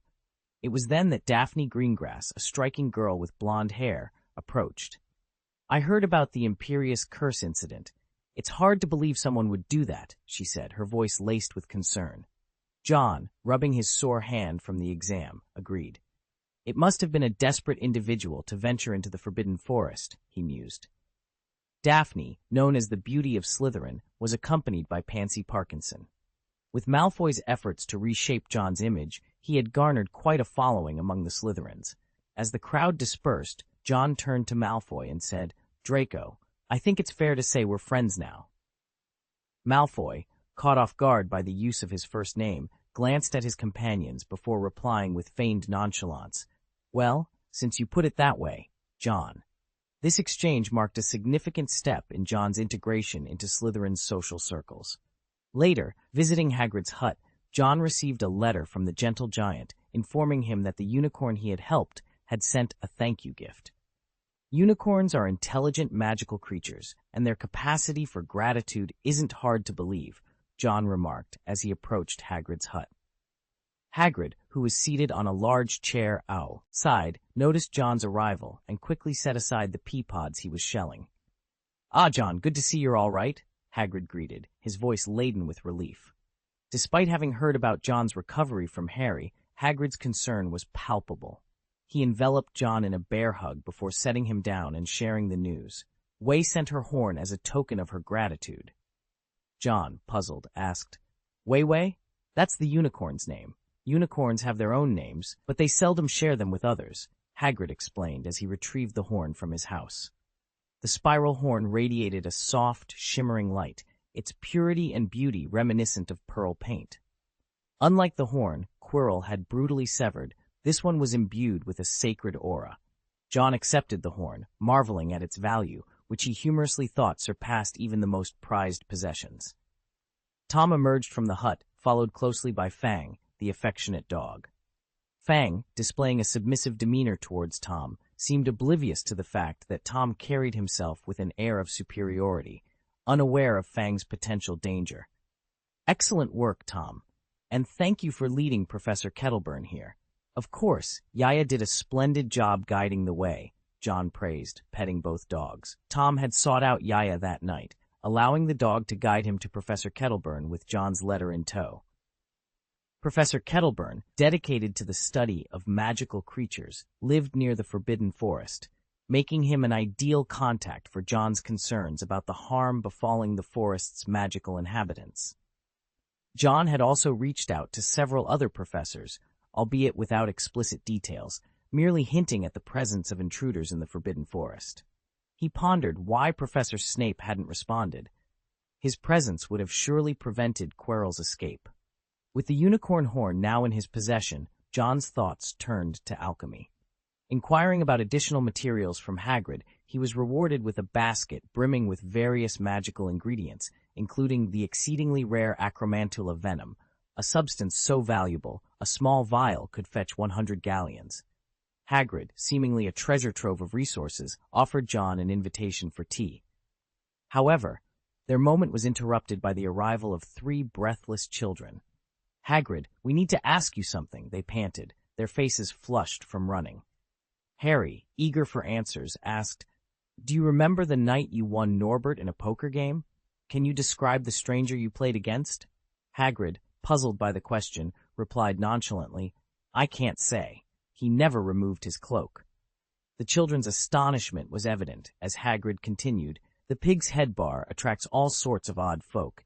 He might have been a dragon dealer. His face was hidden beneath a hood." Harry's heart raced as he sensed they were nearing a breakthrough. "Did you mention Hogwarts to him?" he pressed. Hagrid furrowed his brow, trying to recall. "Perhaps I did. He inquired about my occupation, and I might have boasted about being able to subdue even a Norwegian ridgeback, let alone a fire dragon." As Hagrid reminisced about the wine he'd consumed, Harry's suspicions were confirmed. The stranger was undoubtedly involved in the plot to steal the Philosopher's Stone. Hagrid's offhand remark about the calming effect of music on dragons only served to solidify their theory. Before they could digest the information fully, the trio dashed off, leaving Hagrid bewildered and slightly alarmed. John, stepping out of the cabin, couldn't help but advise, "Hagrid, perhaps it's wise to be more cautious with your words." "Hagrid, you're in a bit of a pickle, but don't worry. We'll figure this out together," John reassured, ready to assist his friend in navigating the consequences of his inadvertent revelations. Struggling under the weight of a heavy basket, John said, "Okay, but first I need to drop these items off in my dormitory." However, suspecting that the trio had already devised a plan to navigate the trap, John reconsidered his initial decision. Facing Voldemort was a possibility he wasn't prepared for. Opting for a strategic approach, he headed to the room of requirement instead of his dormitory. There, he began crafting an amulet from the materials in his basket. With the Marauder's map at his disposal, John could keep an eye on the movements of the trio at all times. As night fell, the trio made their move. Glancing at the half-completed amulet, John hastened his efforts. Shortly after the trio ventured onto the 4th floor, John finished the amulet. Equipping himself with the newly crafted amulet, he also packed a bag full of potions. He was determined to use these potions to incapacitate Voldemort should his plan fail. Additionally, he armed himself with his large sword, ready for whatever lay ahead. Upon reaching the corridor on the right side of the 4th floor, he found the entrance already ajar. Confronted by Fluffy, the three-headed dog, John quickly thought on his feet and threw a box containing a music box towards it. The soothing melodies lulled Fluffy into a deep sleep, allowing John to proceed through the trapdoor unimpeded. Chapter 31, Violence and Levels. "The music box that Neville gave me is still in use," John remarked, admiring the beautiful melody emanating from the gift he received from Neville at Christmas. Aware of Luwai's fondness for music, John had made a special trip back to the dormitory to retrieve it. As he entered the trap, John utilized the flying charm to recover the music box. It was a present from Neville, and John was determined not to let it be ruined by Luwai upon awakening. Upon entering the room, John triggered a challenge quest. Ding, trigger the challenge task. Clear the secret room where the magic stone is located. Receive any point +2, blessing Knight. Free-falling through the hatch, John noticed something wriggling beneath him, resembling tentacles. "Reducto," he exclaimed, as a burst of white light shot through the tentacles. Casting a levitation charm on himself, John gently descended, observing the shattered tentacles attempting to close the gap above. He recognized the obstacle as a devil's snare, a plant that thrives in damp and dark conditions. "Is this set up to prevent people from falling to their deaths?" John mused, touching his chin thoughtfully. He surmised that the kind Professor Sprout, who likely hadn't anticipated such a forceful approach to bypassing the obstacle, had set this up. Below the devil's snare lay a stone corridor, the only path forward. As John proceeded, he heard a rustling and tinkling sound, reminiscent of a swarm of insects flapping their wings. At the corridor's end, he entered a brightly lit room with a high vaulted ceiling, where countless birds, shimmering like jewels, fluttered about. These were actually winged keys. Across the room stood a heavy wooden door, featuring a keyhole. John eyed the broomstick nearby and concluded, this level seems to be about finding the matching key. Considering the dense swarm of keys, John decided to forego the search. Approaching the wooden door, he attempted an unlocking spell, which proved ineffective. "In that case, let's just break it open," he resolved, wielding his greatsword with both hands. The sword, heavy and wielded with proficiency, sent wood chips flying with each strike. After the 10th blow, the door gave way, collapsing to the ground. Stepping through the doorway, John entered a pitch-black room, momentarily disoriented by the abrupt transition from light to darkness. As his eyes adjusted, the room lit up, revealing a giant chessboard. Black and white chess pieces adorned the board, reminiscent of wizard chess, with another wooden door behind the white pieces. "Ron?" John spotted a red-haired figure lying near the chessboard, his heart sinking with concern. After receiving no response to his calls, he attempted to approach, only to be blocked by the white pawns drawing their weapons. With a grim expression, John issued a cold warning, "Move aside, or I'll smash you to pieces." The white pieces refused to yield, prompting John to attack directly with his wand. Reducto. The spell obliterated the frontline soldiers, inciting the rest of the white pieces to advance. John then cast an illusion spell, rendering himself invisible to the bewildered white pieces. Sparks flew as his greatsword clashed against another chess piece. Wand in his left hand and greatsword in his right, John seamlessly blended into the battle, determined to overcome the obstacles and uncover the secrets of the room. In the darkness, John continued his relentless assault on the white chess pieces. Observing their attempts to reassemble, a cold expression crossed his face. This impressive transformation must be one of Professor McGonagall's challenges, he deduced. Reassemble? Let's see you try when I mix you all together. With a flick of his wand, the shattered pieces levitated, merging into a chaotic mass. His gaze fixed on the White King, identifying it as the pivotal piece. Leaping forward, he executed a powerful spin and delivered a crushing blow, effectively separating the king's crown from its base. The white pieces ceased their movement. Inspecting his slightly bent sword, John frowned. This sword is hardly up to the task. After neutralizing the chessboard threat, he turned his attention to Ron, who lay unconscious. Gently shaking him awake, John inquired, "Ron, are you okay?" Ron, groggy and disoriented, could only recall his sacrificial move to enable Harry's victory over the White King before losing consciousness. Startled by the absence of vision, Ron screamed in panic. "It's me, Ron. Are you all right?" John reassured, dispelling the illusion spell that had obscured his presence. "I'm okay, just a bit dizzy. But John, what brings you here?" Ron asked, sensing something amiss. John offered a casual shrug. "Hagrid was worried about you three, so he sent me to check in."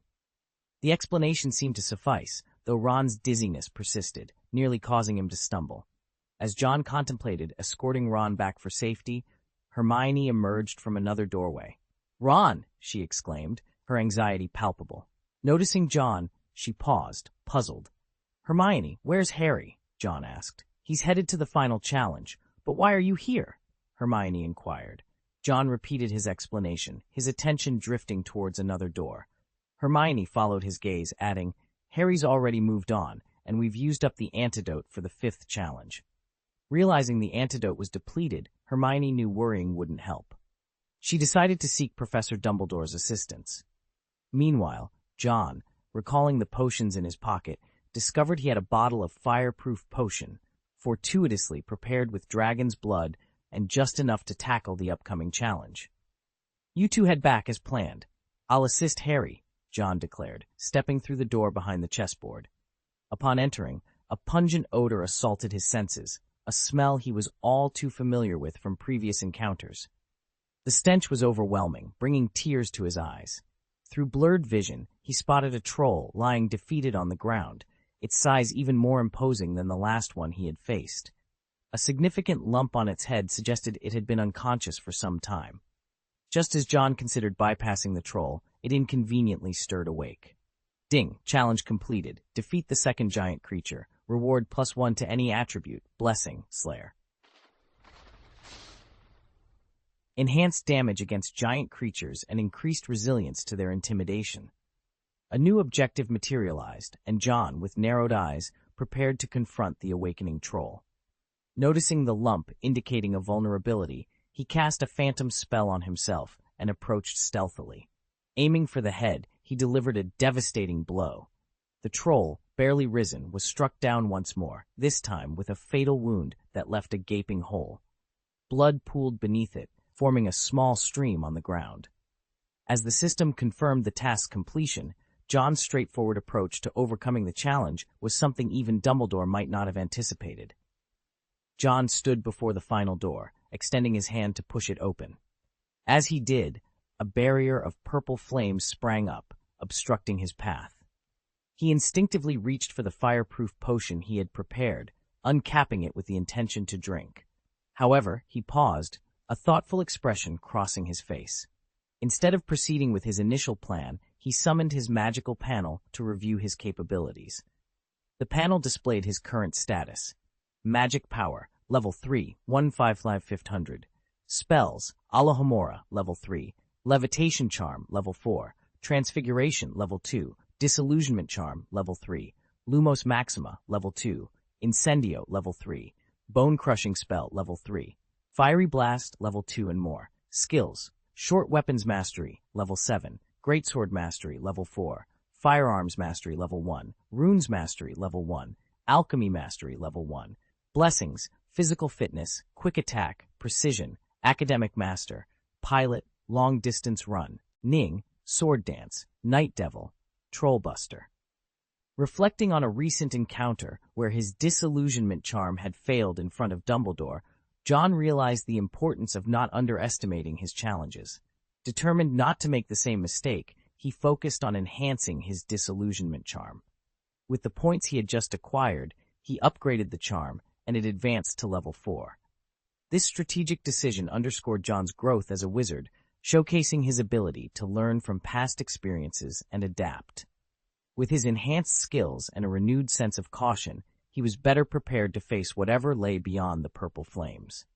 Chapter 32: Voldemort's Reveal and a Treacherous Turn. John, satisfied with his preparations, cast a level 4 disillusionment charm on himself, a spell not even inferior to those used by the Ministry of Magic's Aurors. He then uncorked a vial of fireproof potion and drank it down. The potion worked instantly, spreading through his body like a refreshing gulp of ice water. As he stepped into the flames, they licked at his skin without causing any harm. John moved forward, passing through the purple flame and then the black flame, feeling the potion's effects waning.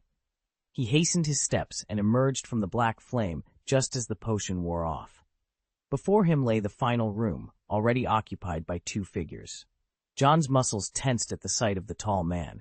It was Quirrell, and he had Harry Potter held hostage in front of a mirror. "What is this mirror? What does it do? Help me, master," Quirrell pleaded, his voice a mix of desperation and confusion. Use the boy, came a chilling response. "Potter, come here," Quirrell commanded, his tone fluctuating between asking and demanding. John, emerging from the flames, moved with light, deliberate steps. He knew it wasn't the right moment to intervene. Voldemort had yet to reveal himself. John was intrigued by Quirrell's survival. The man seemed to have the resilience of a cockroach, yet his presence was more akin to that of a walking corpse, exuding a strong, rancid odor. Harry, coerced by Quirrell, stood before the mirror, his mind racing. He had been mistaken about Snape, who he thought was the antagonist, while Quirrell, the perceived victim, was the true enemy. Harry wanted to protect the Philosopher's Stone, but was at a loss for what to do next. In the mirror, Harry saw his reflection wink and slip the Philosopher's Stone into his pocket, a secret known only to him. Attempting to mislead Quirrell, Harry blurted out, "I saw myself shaking hands with Dumbledore, winning the House Cup for Fendor." Quirrell, frustrated by his failure to obtain the stone, shoved Harry aside and paced angrily in front of the mirror. Harry, seizing the moment, pocketed the stone and tried to escape. However, he had barely taken 5 steps when Quirrell, talking to himself, exclaimed, "He's lying." Realizing he had been deceived, Quirrell's anger intensified.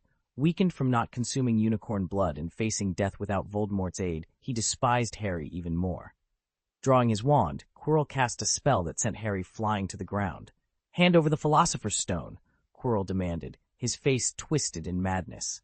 Harry, defiant, remained silent. "Let me talk to him." "You are useless, Quirinus," a shrill voice commanded. "No, master, please, I can retrieve the stone for you," Quirrell pleaded, panic-stricken, begging for another chance. Voldemort, losing faith in his servant, took control of Quirrell's body. Quirrell, powerless against Voldemort's will, contorted in a grotesque manner, clutching his head and twisting it as if it were made of rubber. The foul stench intensified as Quirrell slowly unwrapped the turban from his head, revealing a horrifying face on the back of his skull. Harry had never seen anything so terrifying, a chalk-white face with glowing red eyes and slits for nostrils. "Master, please, give me another chance," Quirrell begged weakly, his voice filled with fear and desperation. But the disgust on Voldemort's face was unmistakable. Voldemort's visage was a mere shadow, his presence chilling the air as he controlled Quirrell's body completely. Facing Harry Potter, the architect of his current form, Voldemort's voice was a sinister whisper, "Harry Potter." Harry, paralyzed with fear, could not retreat. His legs refused to move, and the scar on his forehead throbbed with pain. "Behold what I have been reduced to," Voldemort said, his voice dripping with malice. The Dark Lord, once destined to rule the magical world, was now nothing more than a specter, a soul condemned to wander, seeking refuge in the bodies of the weak. Yet the were those like Quirrell, willing vessels for his dark possession. "Once I obtain the elixir, I shall forge a new body for myself," Voldemort mused, envisioning the chaos his resurgence would bring, confident in his impending victory. With Dumbledore dispatched to the Ministry of Magic, no one stood in his way.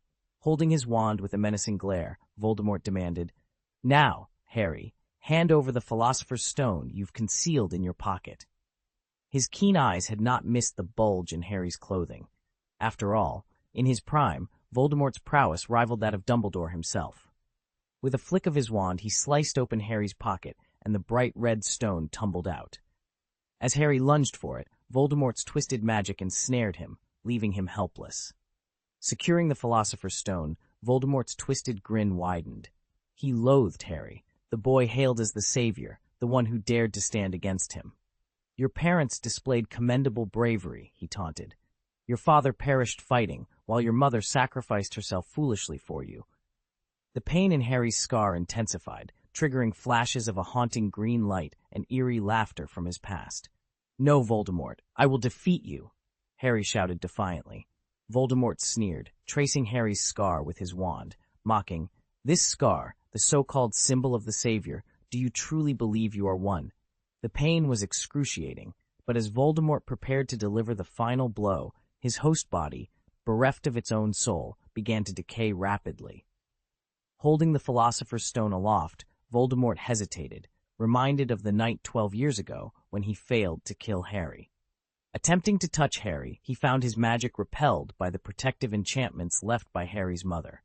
Frustrated and realizing the futility of his efforts, Voldemort decided to flee with the stone before Dumbledore's return. "Don't go!" Harry's shout was in vain as Voldemort moved towards the exit. Just then, John, who had been concealed all along, sprang into action. With Voldemort within reach, John seized the moment, his sword gleaming with a silver light as he struck, a bold move against the Dark Lord. Chapter 33. The Academy Cup and Gryffindor. "Who's there?" Voldemort barely had time to react when John, with unwavering resolve, slashed his sword towards the hand that clutched the Philosopher's Stone. The severed limb, surprisingly devoid of blood, shriveled rapidly. "Come out!" With his remaining hand, Voldemort swung his wand, releasing a jet of green light towards John. Anticipating the attack, John rolled to the side and with a swift sprint forward, swung his great sword like a windmill, severing Voldemort's other hand. With a swift motion, John pointed his wand at Voldemort's chest and unleashed a dazzling white light. Reducto! At that moment, Voldemort's frail body shattered, and John collapsed to the ground, exhausted.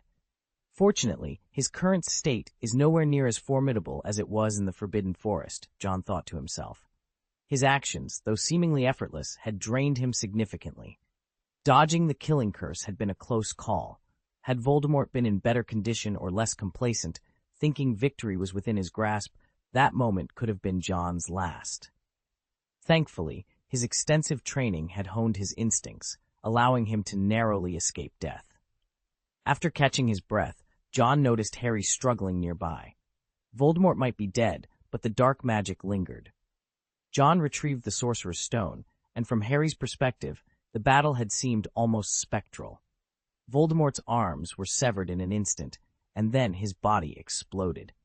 Harry was still processing the scene when he saw the Philosopher's Stone levitating. "Is that you, Professor Dumbledore?" Harry asked, looking towards the stone with hope.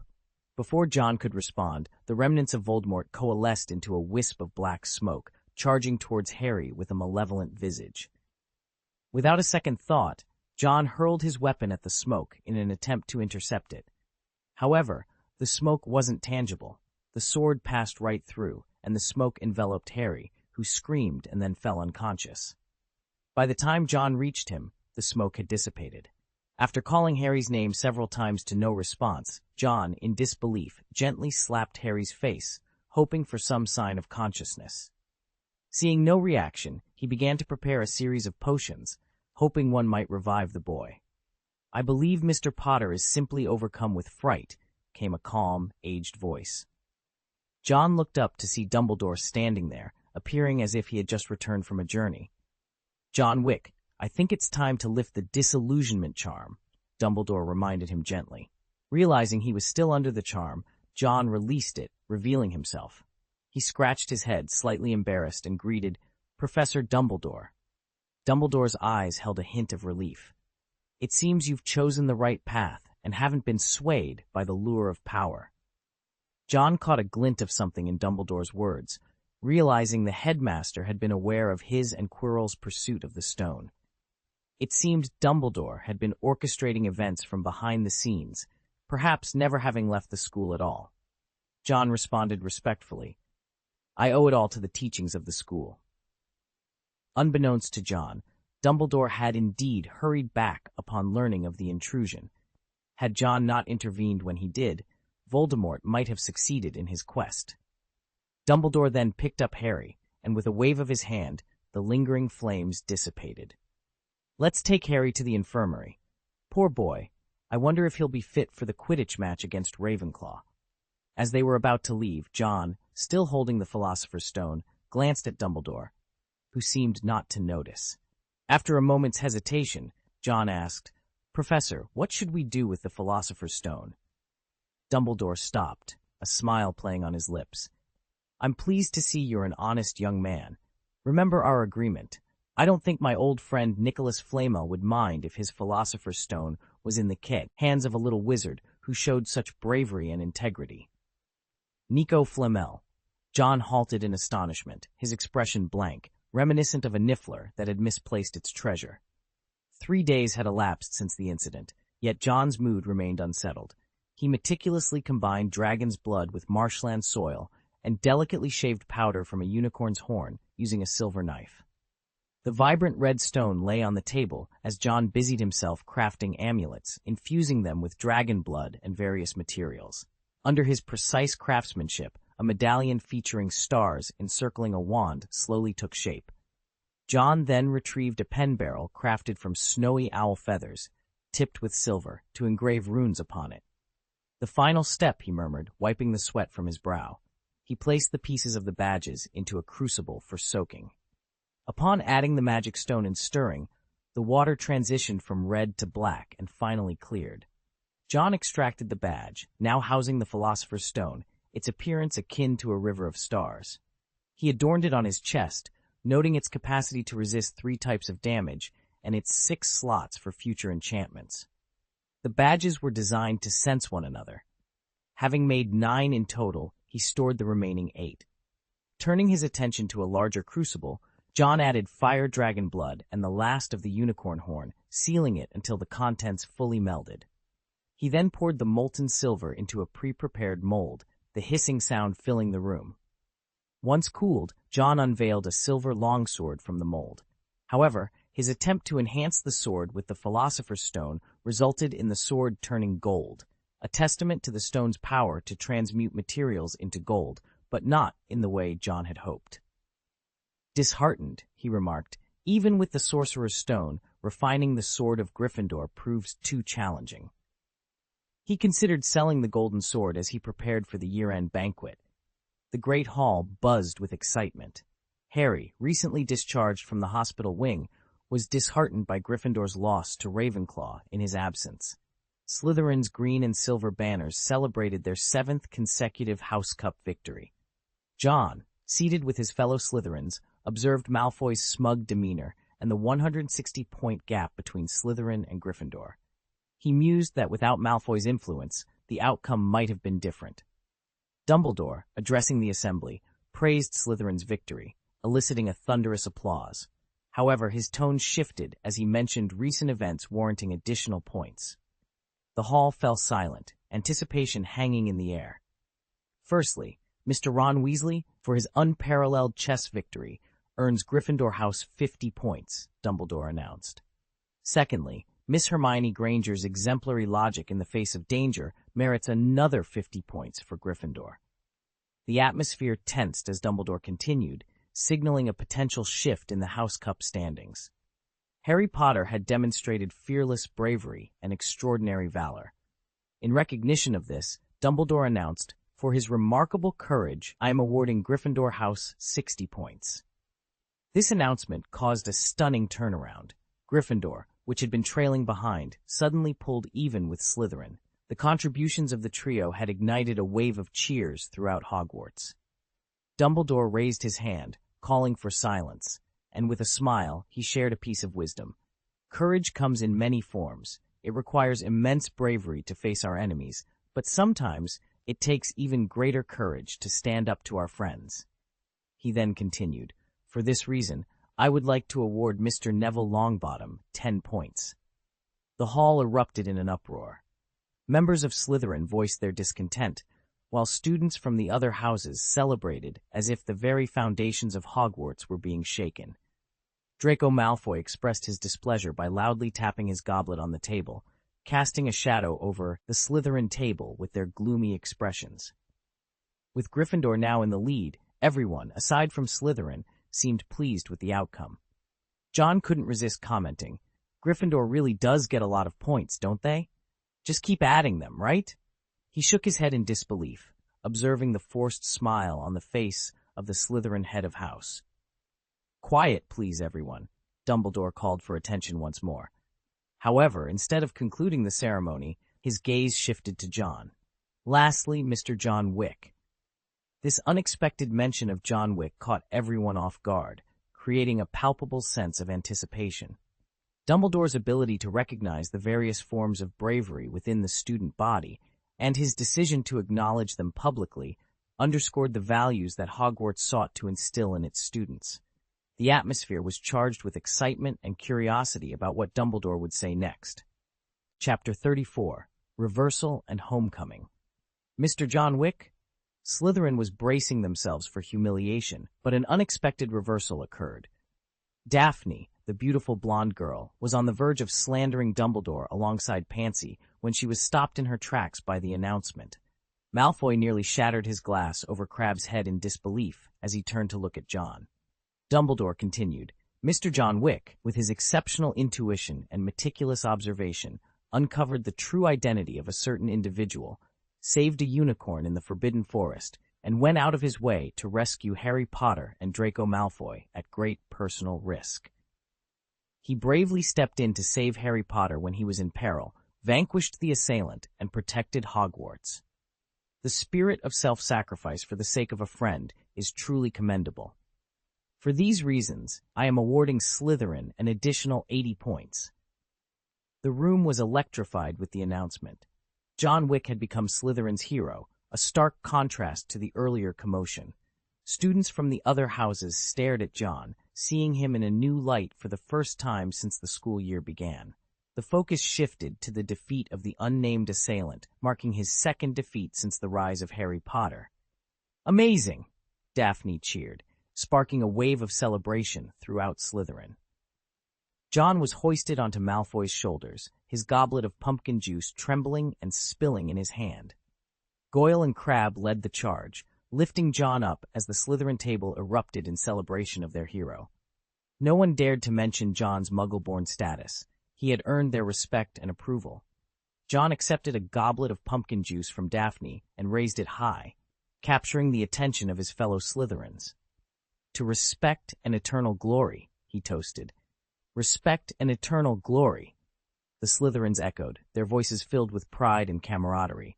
Slytherin secured their 7th consecutive championship and were on track to win an 8th, potentially breaking Hogwarts' record. Dumbledore, seated at the head table, clapped his hands in approval, while Snape's usually stern expression softened into a smile.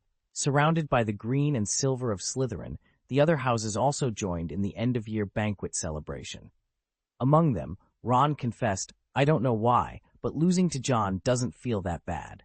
Hermione, who had worked tirelessly throughout the school year, felt a twinge of disappointment at not surpassing John, despite her efforts. Harry, upon learning that John had saved him, let go of any resentment, though Malfoy's smug expression still irked him. It was clear that Slytherin's victory was largely thanks to John's heroics. John, experiencing pumpkin juice for the first time, noted the other students treating it like wine. He declined Malfoy's invitation for another drink when he spotted the Weasley twins sneaking into the Slytherin table, a wise decision as it turned out. The twins had spiked the pumpkin juice, leaving many Slytherins with wobbly legs. Malfoy swore revenge on the culprits, unaware that John knew the Weasley twins were responsible. On the train home, John pondered over the Philosopher's Stone in his pocket. Dumbledore didn't explicitly say I couldn't take it, did he? He mused, feeling a bit guilty. The stone was a coveted treasure, and now it was in his possession. Dumbledore's silence on the matter seemed like tacit approval. As he said goodbye to his classmates, Ron extended an invitation to his home, and Hermione expressed her disappointment at coming in second to John, who had been informed by the system that he was the top student. Harry, dreading his return to the Dursleys, received an offer from John. "My house isn't far. If you ever want to come over and play, you're more than welcome." "You are always welcome," Harry thought, feeling a sense of belonging. He lived at number 4, just 2 doors down from John's house at number 6. This thought immediately lifted his spirits. Neville was carrying the cage that John had given him. Despite a few accidental mishaps, the cage proved to be quite practical. As the Hogwarts Express began its journey, John heard a system prompt in his ear. Ding, Hogwarts stage mission completed. Reward, magic blood +1, any skill point +2. Curious about the magic blood, John accessed the information. Magic blood, consuming this will enhance your magical power. Note, mixing with other blood types may produce unpredictable effects. Mixed use? John pondered. The reference to other blood types likely meant the blood of magical creatures. John had some dragon blood that he hadn't used yet. However, the idea seemed risky. What if it causes unforeseen effects? I don't fancy being summoned by the Ministry of Magic for an unconventional tea because I experimented with strange substances at home. Never mind, I should head home first. It had been almost a year since John had been home, and he was feeling homesick. The train pulled into King's Cross Station, and John disembarked. On platform 9 3/4, an elderly guard meticulously managed the flow of people through the magical partition, allowing only a few through at a time to avoid drawing undue attention. John was warmly greeted by many, particularly by Slytherins and Gryffindors. Slytherins were proud of John, while Gryffindors joked that the sorting hat must be malfunctioning. He received a reception similar to Harry's, with both being constantly surrounded and greeted. "I'll be off then," John said after exchanging pleasantries with a few younger students. He then walked through the partition wall, re-entering the Muggle world. John's parents, Mr. and Mrs. Wick, were waiting for him. Nearby stood Ginny Weasley and her mother, Mrs. Weasley.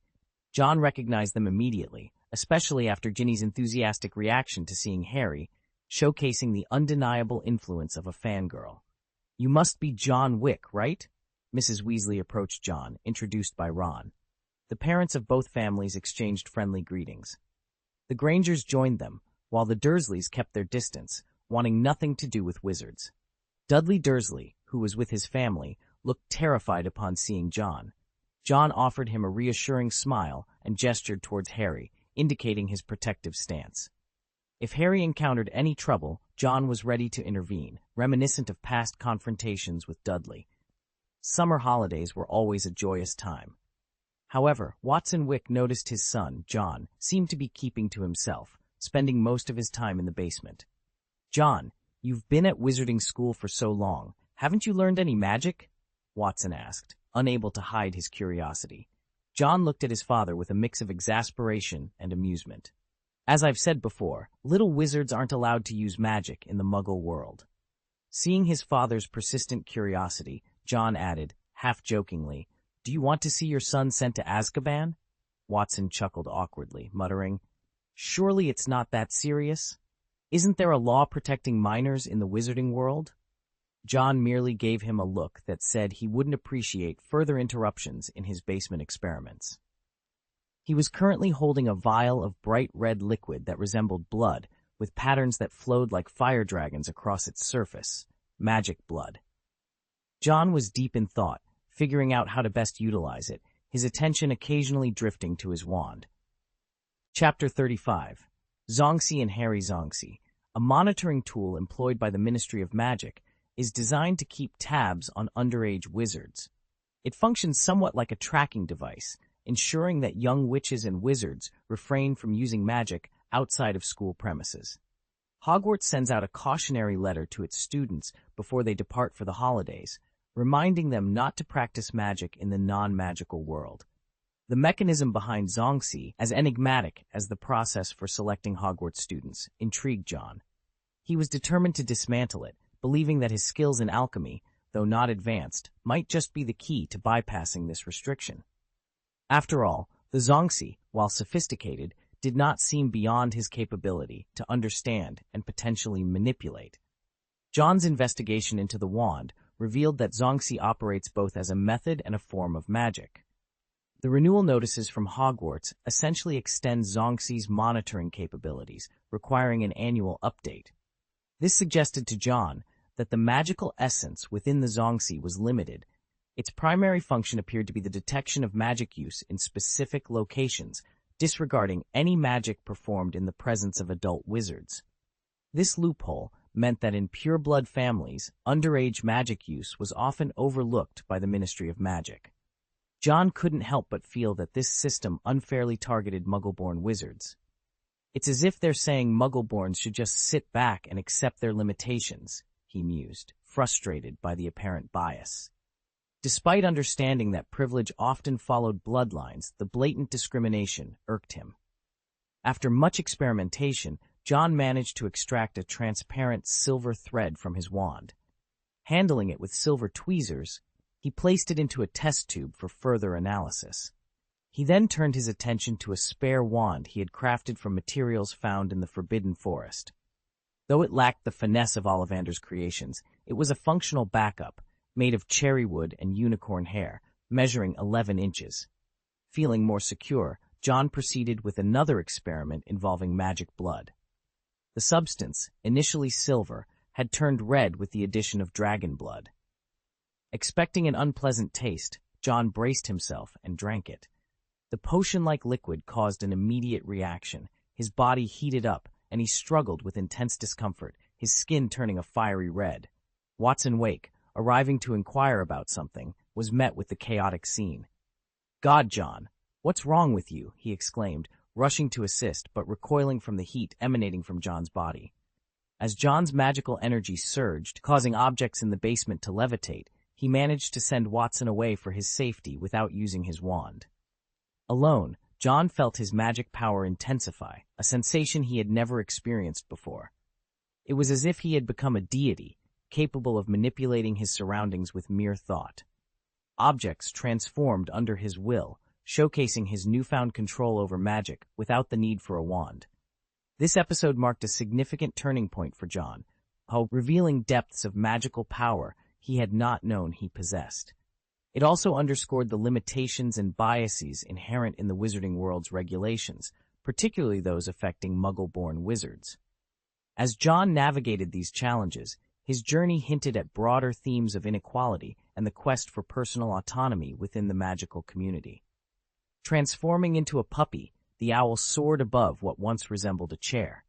John struggled to maintain control as magical energy surged unpredictably, causing the grass outside to grow wildly and the apple trees to bear abnormally large fruits. "Stop!"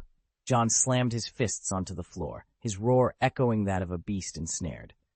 The chaos in the basement subsided gradually. Objects that had been floating in the air crashed down, and John lay on the ground, panting heavily. Ding! The magic surge has ended. Yo, you have acquired the Fire Dragon's Blessing. Fire Swallowing, Deterrence, Hardening, Dragon Language. Fire Swallowing, Enhanced Affinity and Resistance to Fire-based Magic.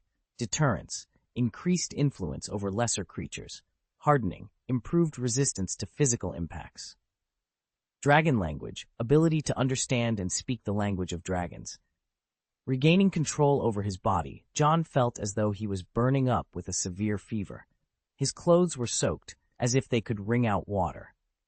He pushed himself up and cast a cleansing spell, cursing under his breath about the ordeal.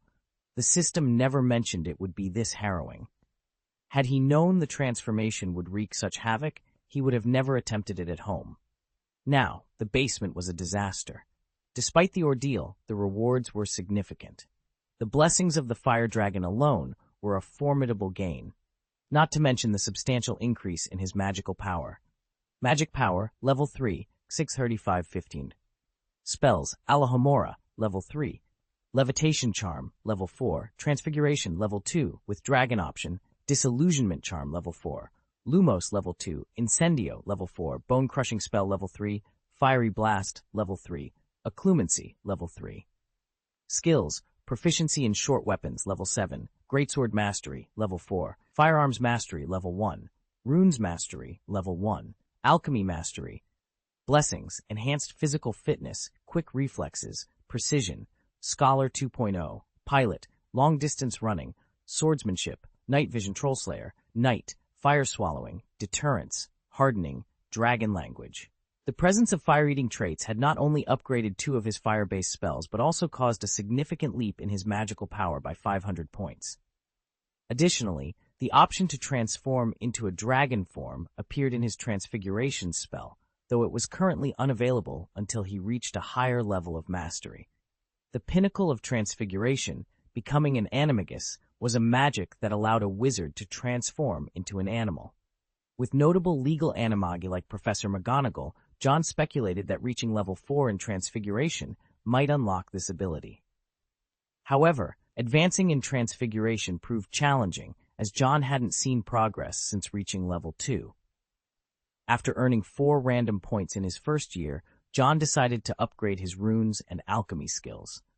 Both skills turned gray after the upgrade, indicating that further advancement would require more accumulation of experience. Choosing to upgrade occlumency next, John decided to save the remaining points for unforeseen circumstances. The system isn't a cure-all, John mused as he cleaned the basement with a simple wave of his wand. Emerging to the concerned looks of his parents, he reassured them, promising there wouldn't be a repeat of the incident. Reluctantly, his parents abandoned the idea of a hospital visit. Thankfully, I managed to conceal the evidence, or the Ministry of Magic would have been on our doorstep, John thought, relieved. Just then, he noticed an owl flying through the window, heading towards number 4, Privet Drive. Harry, having been away for a few days, had left the Dursleys too intimidated to mistreat him any longer, thanks to a technique Hagrid had taught him. John adhered strictly to the school's rules and regulations, never using magic outside of the classroom. His idea of a scare was merely to brandish his wand momentarily, nothing more. Yet, to his surprise, he found himself on the receiving end of a warning letter from the Ministry of Magic. Confusion clouded his thoughts. Was it not permissible to merely intimidate with a wand without casting any spells? At the heart of this predicament was John, the one who had initiated the entire scenario. It dawned on him that Harry's wand, much like his own, was monitored for any unauthorized use of magic. Despite his innocence in this particular incident, it seemed Harry was inadvertently bearing the consequences. With a pang of guilt, John mentally apologized, realizing the unfairness of the situation. It was a stark reminder of how trouble could find its way to you, unbidden, like an unwelcome guest arriving at your doorstep. Chapter 36. The Clarity of Magic. After consuming the magic blood, John felt as though the world around him had crystallized into a sharper, more vivid reality. Magical elements seemed to flicker into his vision intermittently, revealing themselves in a way they never had before. Even without seeing them directly, their presence was unmistakable and profound. The effects of the magic blood are more significant than I anticipated, John mused, a sense of awe coloring his tone. With a newfound confidence, he retrieved his wand and decided to test the limits of his enhanced abilities. A simple incantation intended to produce a modest flame instead unleashed a torrent of fire that engulfed the basement. John was taken aback by the intensity of the spell, and it took considerable effort to rein in the rampant flames. A basic flame spell, yielding a fiendfire-like effect, he pondered aloud, both impressed and slightly alarmed by the power at his fingertips. The thought of enhancing the fiendfire spell crossed his mind, but he quickly dismissed it, recognizing the potential danger. Controlling level 4 flames is challenging enough. Attempting to master fiendfire could very well lead to disaster. The basement, now missing several items, bore the marks of his magical experiments. A chair, previously transfigured into an owl and now serving as a decorative piece in Watson's possession, had fooled Basil into thinking John kept live owls below. Despite his efforts, John found himself unable to reverse the transformations wrought by his surged magical power. This magic rage has unlocked my full potential, he reflected, observing the lifelike quality of the transfigured animals, which lacked only the gift of movement. In this state, he felt capable of standing toe-to-toe with Voldemort himself, though he was acutely aware that such power was fleeting and not without its risks. In the magical world, there existed creatures known as morons, born from wizards who lost control of their magic. These beings were perilously dangerous, and those afflicted, known as the Silent, often met with untimely ends. John recalled an incident in New York where an Obscurial's rampage nearly exposed the magical community to the non-magical world, a catastrophe narrowly averted. The stakes of using magic blood were high, and John knew he must exercise caution to avoid a similar fate. With his alchemy skills now improved to level 2, John found himself more adept at the craft, especially with the aid of the Philosopher's Stone. He set to work on one of the 9 refined badges, carefully inscribing it with runes. The Thurisaz rune, known for its reflective properties and a touch of luck, shimmered briefly upon the badge before settling into a subtle glow. The combination of the Sorcerer's Stone and Dragon's Blood as ink yields remarkable results, John noted with satisfaction, securing the galaxy-patterned badge to his chest. He planned to reserve the remaining badges for further experimentation. "John, someone is looking for you," came Mrs. Wick's gentle voice, pulling him from his thoughts. Expecting perhaps Harry or a former classmate, John was surprised to find none other than Professor Dumbledore awaiting him, clad in a lavender wizard robe and peering through his half-moon spectacles. Dumbledore's presence was unassuming, yet filled with an air of wisdom, particularly evident as he admired the decorative owl with keen interest. "Professor Dumbledore," John greeted, his voice betraying a hint of nervousness as he approached the esteemed wizard. Dumbledore's smile was warm and reassuring. "Minerva speaks highly of your talent in transfiguration, John," he said, causing a flush of embarrassment to rise in John's cheeks. Dumbledore's praise was not given lightly, especially considering his own expertise in the subject. The transfigured owl, capable of impressing even a former transfiguration professor, was a testament to John's skill. Dumbledore's gaze held a mixture of curiosity and concern as he broached the reason for his visit. "Harry Reeson, till I received a warning letter from the Ministry of Magic's Prohibition of Misuse of Magic office, and he feels deeply wronged by it," he explained, the twinkle in his eyes dimming slightly at the thought of Harry's distress. John feigned ignorance, yet his actions betrayed him as he nervously pocketed his wand. Dumbledore, with a whisper of reassurance, said, "Don't be nervous. Some of the more ingenious wizards always find unique ways to navigate their problems. Harry will be all right. Consider this a minor caution." He illustrated his point with a pinch of his fingers, signaling the triviality of the situation. This gesture allowed John to exhale in relief, comforted by the thought that Harry's status as the Chosen One might afford him some leniency. It dawned on John that Dumbledore's visit was likely prompted by the commotion he had caused days earlier. He promptly invited Dumbledore to take a seat. Mrs. Wick soon arrived with a tray carrying a pot of tea and freshly baked cookies. "These are wonderfully made," Dumbledore commented, taking a bite of a cookie and lavishing it with praise. Mrs. Wick's face lit up with joy at the compliment. After some light conversation, Dumbledore steered the discussion toward the heart of the matter. "John, the Philosopher's Stone has been in your possession for some time now," he stated. John immediately grasped the implication, believing Dumbledore was here to reclaim the stone. With a sense of resignation, he responded, "Of course, Professor Dumbledore. I'll fetch it at once." "No, John," Dumbledore interjected, seeing the misunderstanding. "There's no rush. The Sorcerer's Stone has been publicly declared destroyed.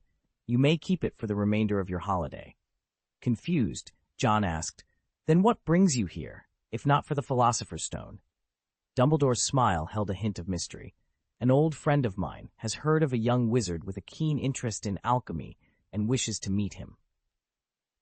John's heart raced at the mention of an old friend, Nicholas Flamel, the legendary alchemist and the only person to have ever created the Philosopher's Stone. The thought of meeting such an iconic figure excited him. Dumbledore, sensing John's enthusiasm, suggested, "If you have no other plans for your holiday, and with your parents' consent, perhaps we could arrange a trip abroad."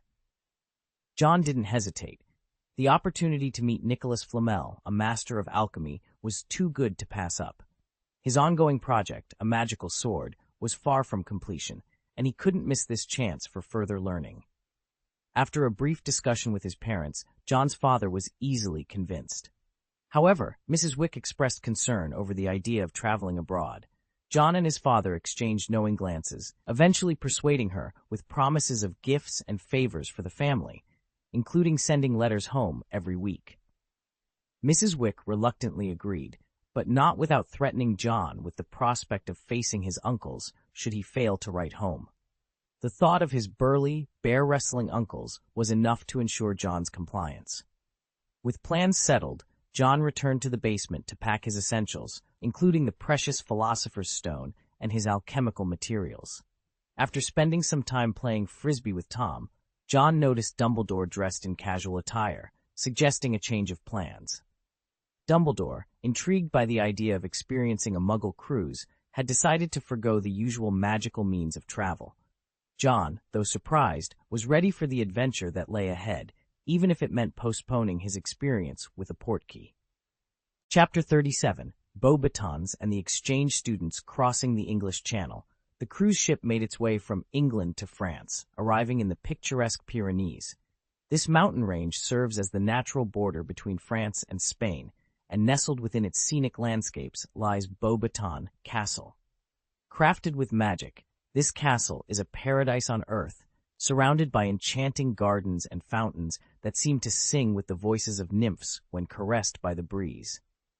Ask any British wizard about the finest wizarding school in the world, and they'll proudly proclaim Hogwarts. However, pose the same question to a French wizard, and they'll scoff at the notion, insisting that Beauxbaton's Academy of Magic holds the true title. The castle, a magnificent blend of grandeur and romance, is a jewel in the heart of France, beloved for its magical gardens and the serene beauty that envelops it. "Why are we here, Professor?" John asked, his mood somewhat dampened. He had been led to believe that Dumbledore was taking him to meet Nicholas Flamel. Instead, their journey had included a visit to the Paris Opera House for a moving opera performance, a detour to a lady's hat shop where Dumbledore found a new favorite accessory, and now their third stop, Beauxbaton Castle. Dumbledore, with a smile, responded to John's confusion. "John, while the pursuit of knowledge is endless, we must remember to enjoy our vacations as well." As they entered the gates of Beauxbatons, they were greeted by the sight of tall women who could easily be mistaken for female versions of Hagrid. Dumbledore greeted Olympe Maxime, the current headmistress of Beauxbatons. She was a striking figure, her olive complexion and large, dark eyes complemented by her sleek hair and the black satin that draped her form, adorned with opulent opals.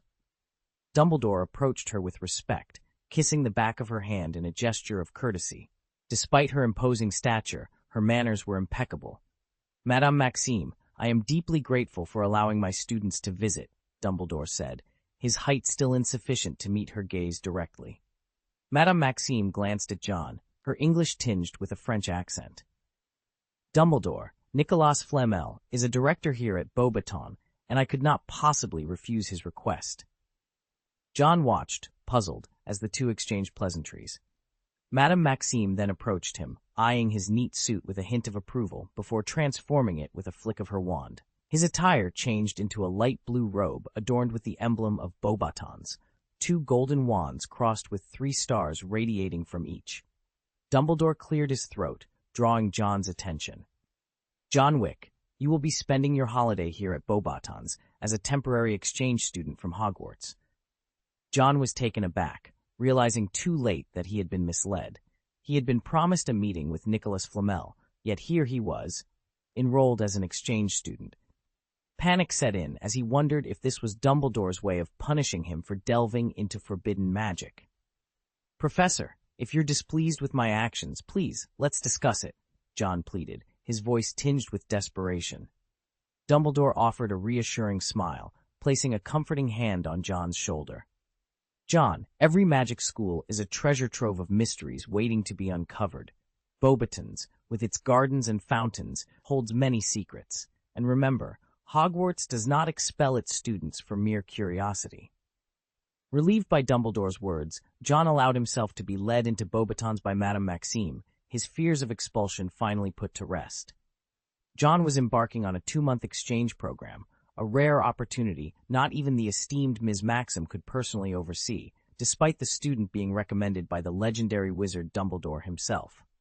Fortunately, John found assistance in Fleur Delacour, a student temporarily at the school, who was not only older by 3 years, but also possessed an ethereal beauty that seemed otherworldly.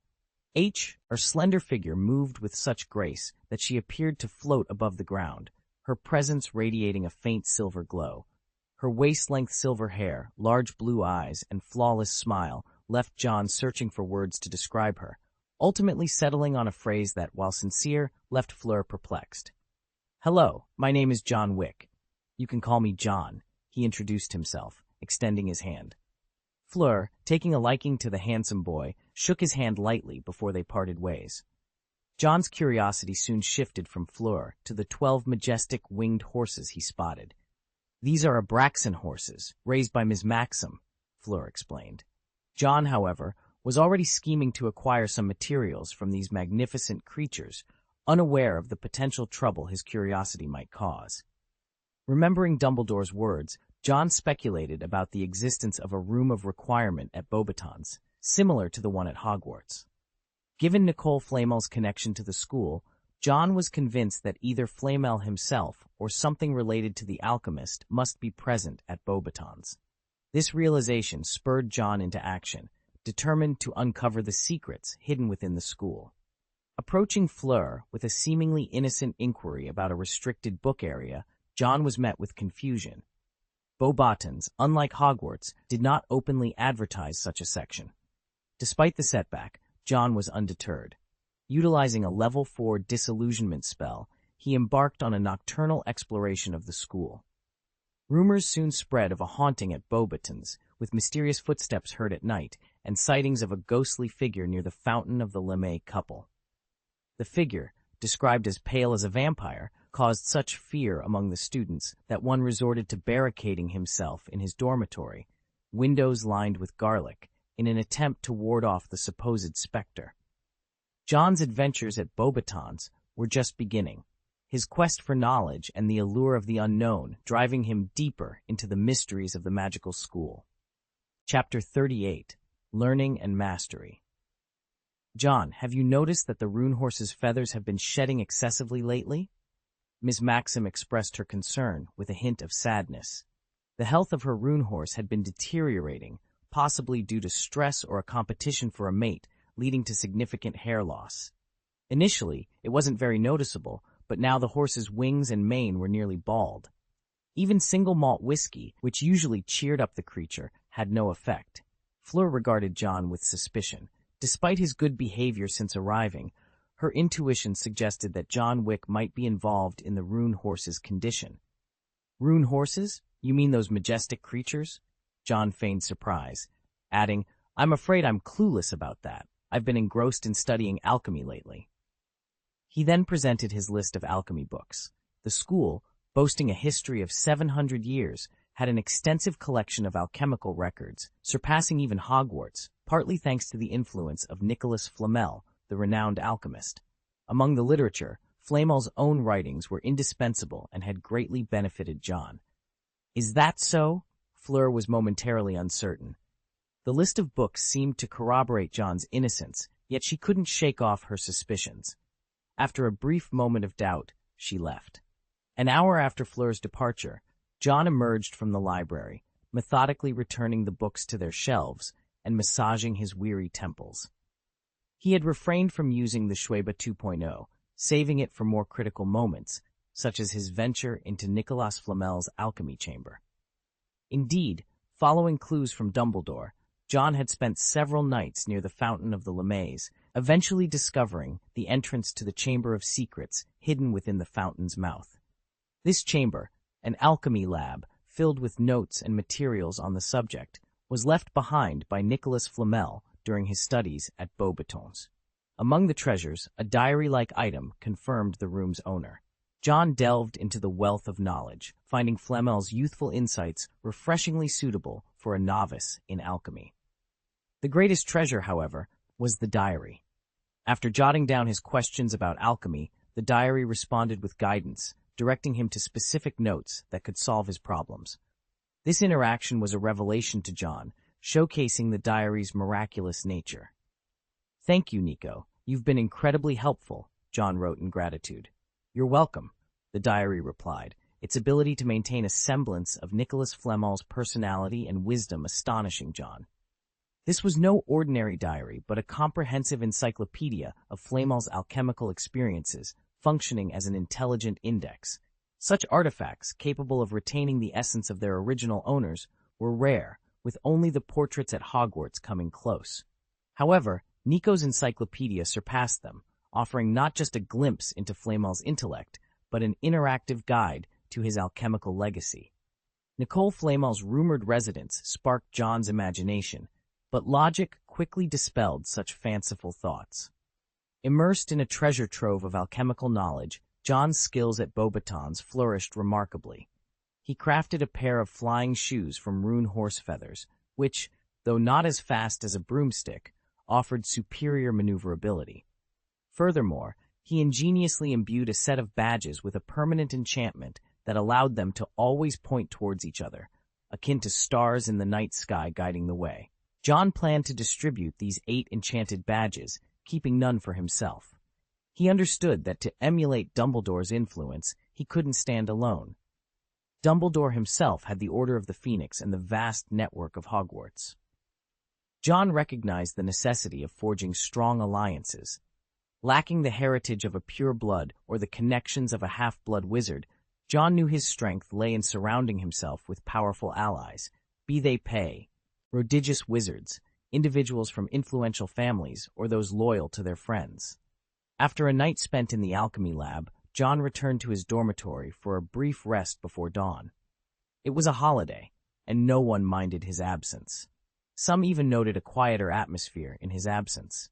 "John, maybe we can go and see the Quidditch World Cup group stage," Fleur suggested after a month of growing camaraderie. Despite their age difference, Fleur saw John not as a child but as an equal, perhaps even more mature than his contemporaries. "The Quidditch World Cup group stage? Sure, we can go," John replied, tidying his workspace with a flick of his wand. He wasn't surprised by Fleur's interest in Quidditch. After all, it was a universally beloved sport. The tournament, held every 4 years, was already gearing up for its next session, with the group stages unfolding. "How do we get to Bulgaria?" John inquired. Intrigued by the logistics, Fleur smiled brightly. "I know a place where we can catch a portkey to Bulgaria for just 3 galleons. Wizards indeed had a more convenient mode of travel compared to muggles. A single portkey could transport an entire family across the globe in moments. John, curious about the portkey, agreed without hesitation. Fleur's excitement was palpable, her silver hair brushing against John's cheek as she cheered. "I've always wanted to try traveling without an adult's supervision." John couldn't help but think that friendships with Gryffindor students might not be so far-fetched after all. The duo needed only themselves for the journey, traveling to Paris's hidden wizarding district via the Floo network. Navigating the winding alleys with Fleur leading the way, they eventually located the portkey in a secluded square. The keeper of the portkey, a disheveled man in a bucket hat and trench coat, reeked of alcohol, as if he had taken a dive into a barrel of wine. John approached Furong quietly and asked in a hushed tone, "Are you certain he's trustworthy, that he won't abandon us in some remote wilderness?" Furong, harboring a trace of uncertainty herself, replied with a hint of guilt, "I think so. Maybe. He should be reliable, right?" Chapter 39. The Portkey and the Hungarian Horntail. The inebriated man hiccuped as he stretched out his hand, his eyes glazed over, and said, 3 galleons, and I'll ensure your safety." Believing they had no other choice, John and Fleur reluctantly handed over the money and grabbed the pair of old leather shoes that looked as though they had just been discarded. To avoid being separated, they held hands tightly. As soon as John touched the portkey, he felt a sharp tug at his navel, pulling him forward with an irresistible force. His feet lifted off the ground, and he was airborne. When his vision cleared, he and Fleur were plummeting down, only to fall heavily onto the ground. John rubbed his aching back as he stood up, surveying their surroundings. "This doesn't look like any place for a Quidditch match," he observed. "I'm gonna kill that damned liar!" Fleur's usually serene face darkened with anger. The portkey had been unstable, transporting them directly into an unknown forest. John felt a headache coming on. Without the portkey, they were stranded in the wilderness, possibly miles from civilization. "Hopefully, we can find someone to ask for directions," he mused aloud. As they ventured deeper into the forest, Fleur's frustration grew. "I can't do this anymore. I need to rest," she declared, collapsing to the ground, abandoning any pretense of grace. John paused, wiping the sweat from his brow. They had been walking for at least 3 hours, encountering neither people nor animals. He longed for his flying boots. Had he known they would end up in such a forsaken place, he would have brought them along. "Point me," he muttered, casting a spell with his wand pointed north. They seemed to be on the right track, but progress was slow. "It's a shame I never learned to apparate. It would save us from all this walking." Taking a short break, John picked some harmless-looking fruits from a nearby tree and offered them to Fleur. She buried her face in her knees, her voice muffled. "I'm sorry, John. I shouldn't have dragged you into this." Fleur's guilt was palpable. As the older of the two, she felt responsible for their predicament. John, however, bit into a fruit, grimacing at its sour taste before forcing it down, considering it might be their only source of food. "It's okay. We'll be fine. Trust me," he reassured her, trying to lift her spirits. Fleur, who possessed a quarter Vila blood, had always been wary of her ability to enchant men, which often isolated her from both genders. Yet with John, she felt a different kind of attraction, a trust and admiration that had nothing to do with romantic feelings. It was the kind of trust one might have in a leader, a beacon of confidence in troubling times. "I trust you, John," Fleur said, accepting another fruit from him. She bit into it, her face contorting at the sourness, which made John chuckle. "I didn't do anything. See, I'm eating it too," he said, feigning innocence.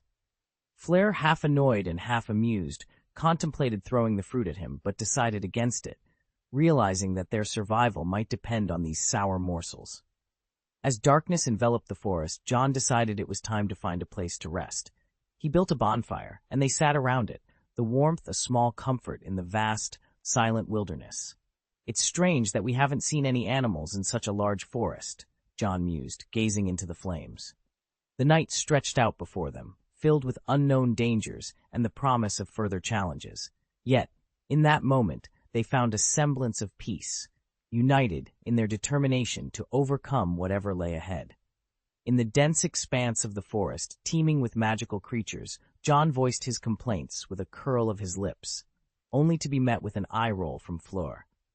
"Wild magical creatures are extremely dangerous," she explained.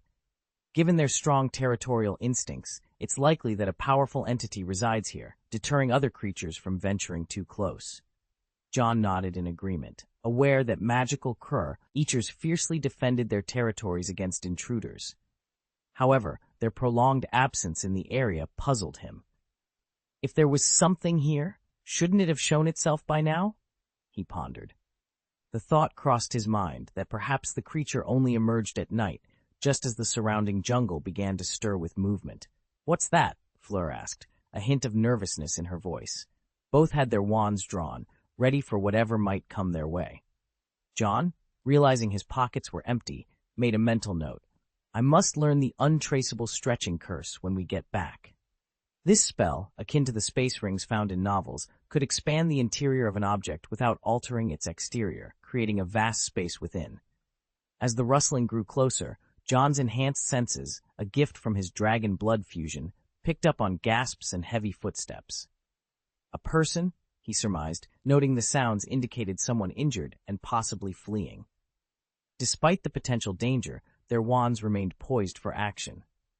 Suddenly, a figure emerged from the bushes, a boy around John's age, clad in a blood-colored robe that resembled a school uniform.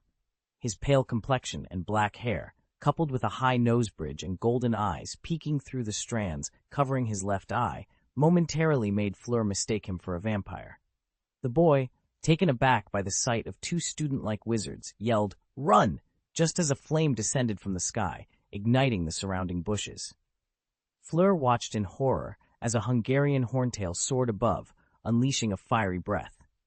John, stunned, thought he heard the dragon speak, a realization that dawned on him due to his affinity with dragon language.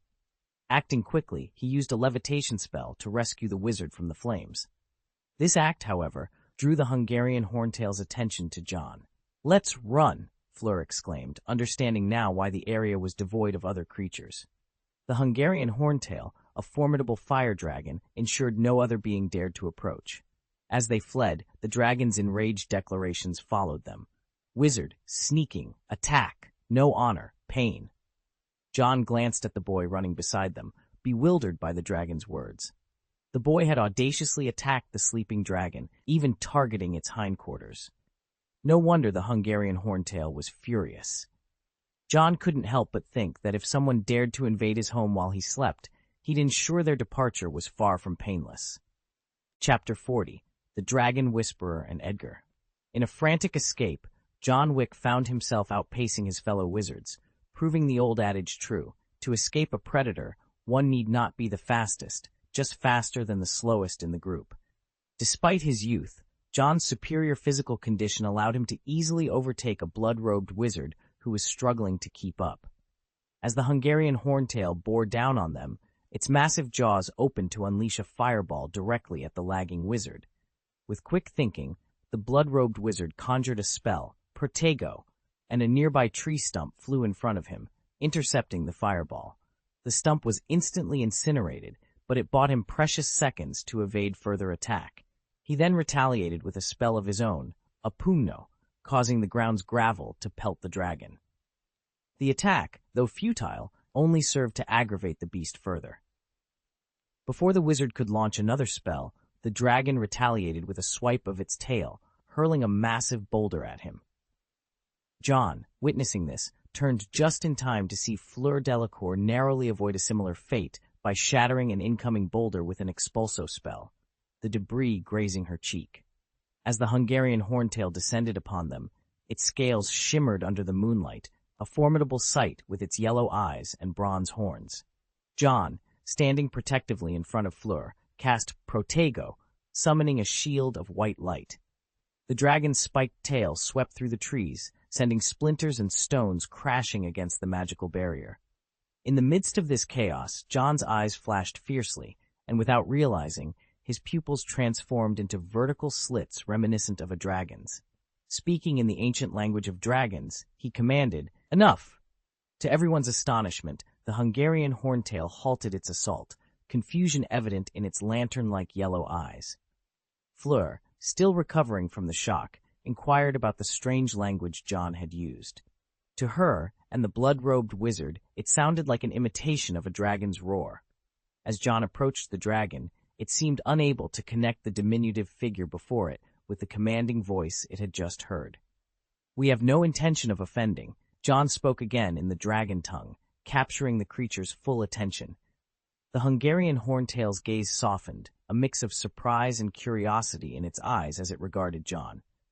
"How do you know the language of dragons?" the dragon finally asked, its voice a deep rumble. John took a deep breath, his eyes now mirroring the vertical pupils of a fire dragon, an aura of formidable power emanating from him. "My name is John Wick," he began, poised to reveal the depths of his mysterious connection with these majestic creatures. John found himself in an unexpected situation, standing before a Hungarian horntail with no intention of causing any harm. To demonstrate his sincerity, he carefully lowered his wand and communicated with the dragon. "You are the Dragon Whisperer." The dragon's anger seemed to fade upon hearing John's words. This remarkable interaction left the two onlookers, Fleur and a blood-robed wizard, in awe, barely daring to breathe. John nodded in response. "I'm not sure where we are." The portkey I was using malfunctioned and brought us here." Upon learning they were in the Valley of Never Breathing in Scandinavia, John felt a mix of relief and curiosity. The presence of the blood-robed wizard suggested human activity nearby, which eased John's initial fear of being lost in an unknown location. Seeking to mend the situation, John respectfully bowed to the Hungarian horntail. "Fire Dragon, I extend my sincerest apologies for our intrusion and hope you can forgive our recklessness." Although he referred to us, John was primarily apologizing for the actions of the blood-robed wizard. Given their current predicament, he chose not to dwell on the specifics. The Hungarian horntail, named Amoham, accepted John's apology, a gesture that did not go unnoticed by demoting Fleur. She was astounded to witness John speaking the dragon language, a skill thought to be lost since the time of Merlin. This revelation led her to speculate about John's heritage, wondering if he could be a descendant of Merlin himself, given Merlin's connection to Hogwarts. The blood-robed wizard, identified as Heinrich Edgar from Durmstrang, also took note of John's unique ability. Edgar's reaction was one of cautious intrigue, especially considering the respect Amoham showed towards John after their conversation. John's diplomatic efforts led to Amoham forgiving them for the disturbance, and in turn, John learned about the conflict between Amoham and Edgar.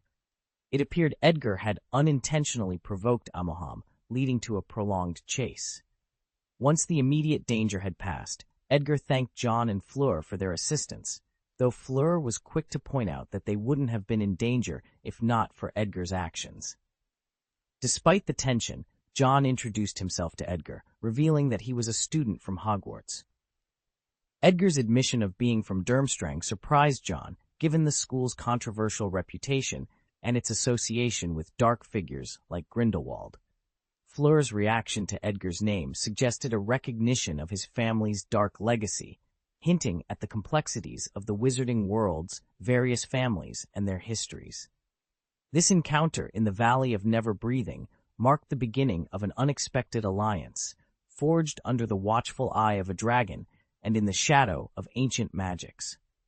Edgar was a unique figure in the wizarding world, openly embracing the label of black magic practitioner. Each member of his circle was not only profoundly eccentric, but also shared a voracious appetite for challenging the powerful. Edgar, in a bold move, once issued a challenge to Grindelwald himself. Despite suffering defeat at Grindelwald's hands, Edgar's admiration for his opponent's strength transformed him into a loyal follower. Thus, Edgar earned the moniker, the Deputy of the Strong, signifying that only those of considerable power could command his allegiance and utilize his skills.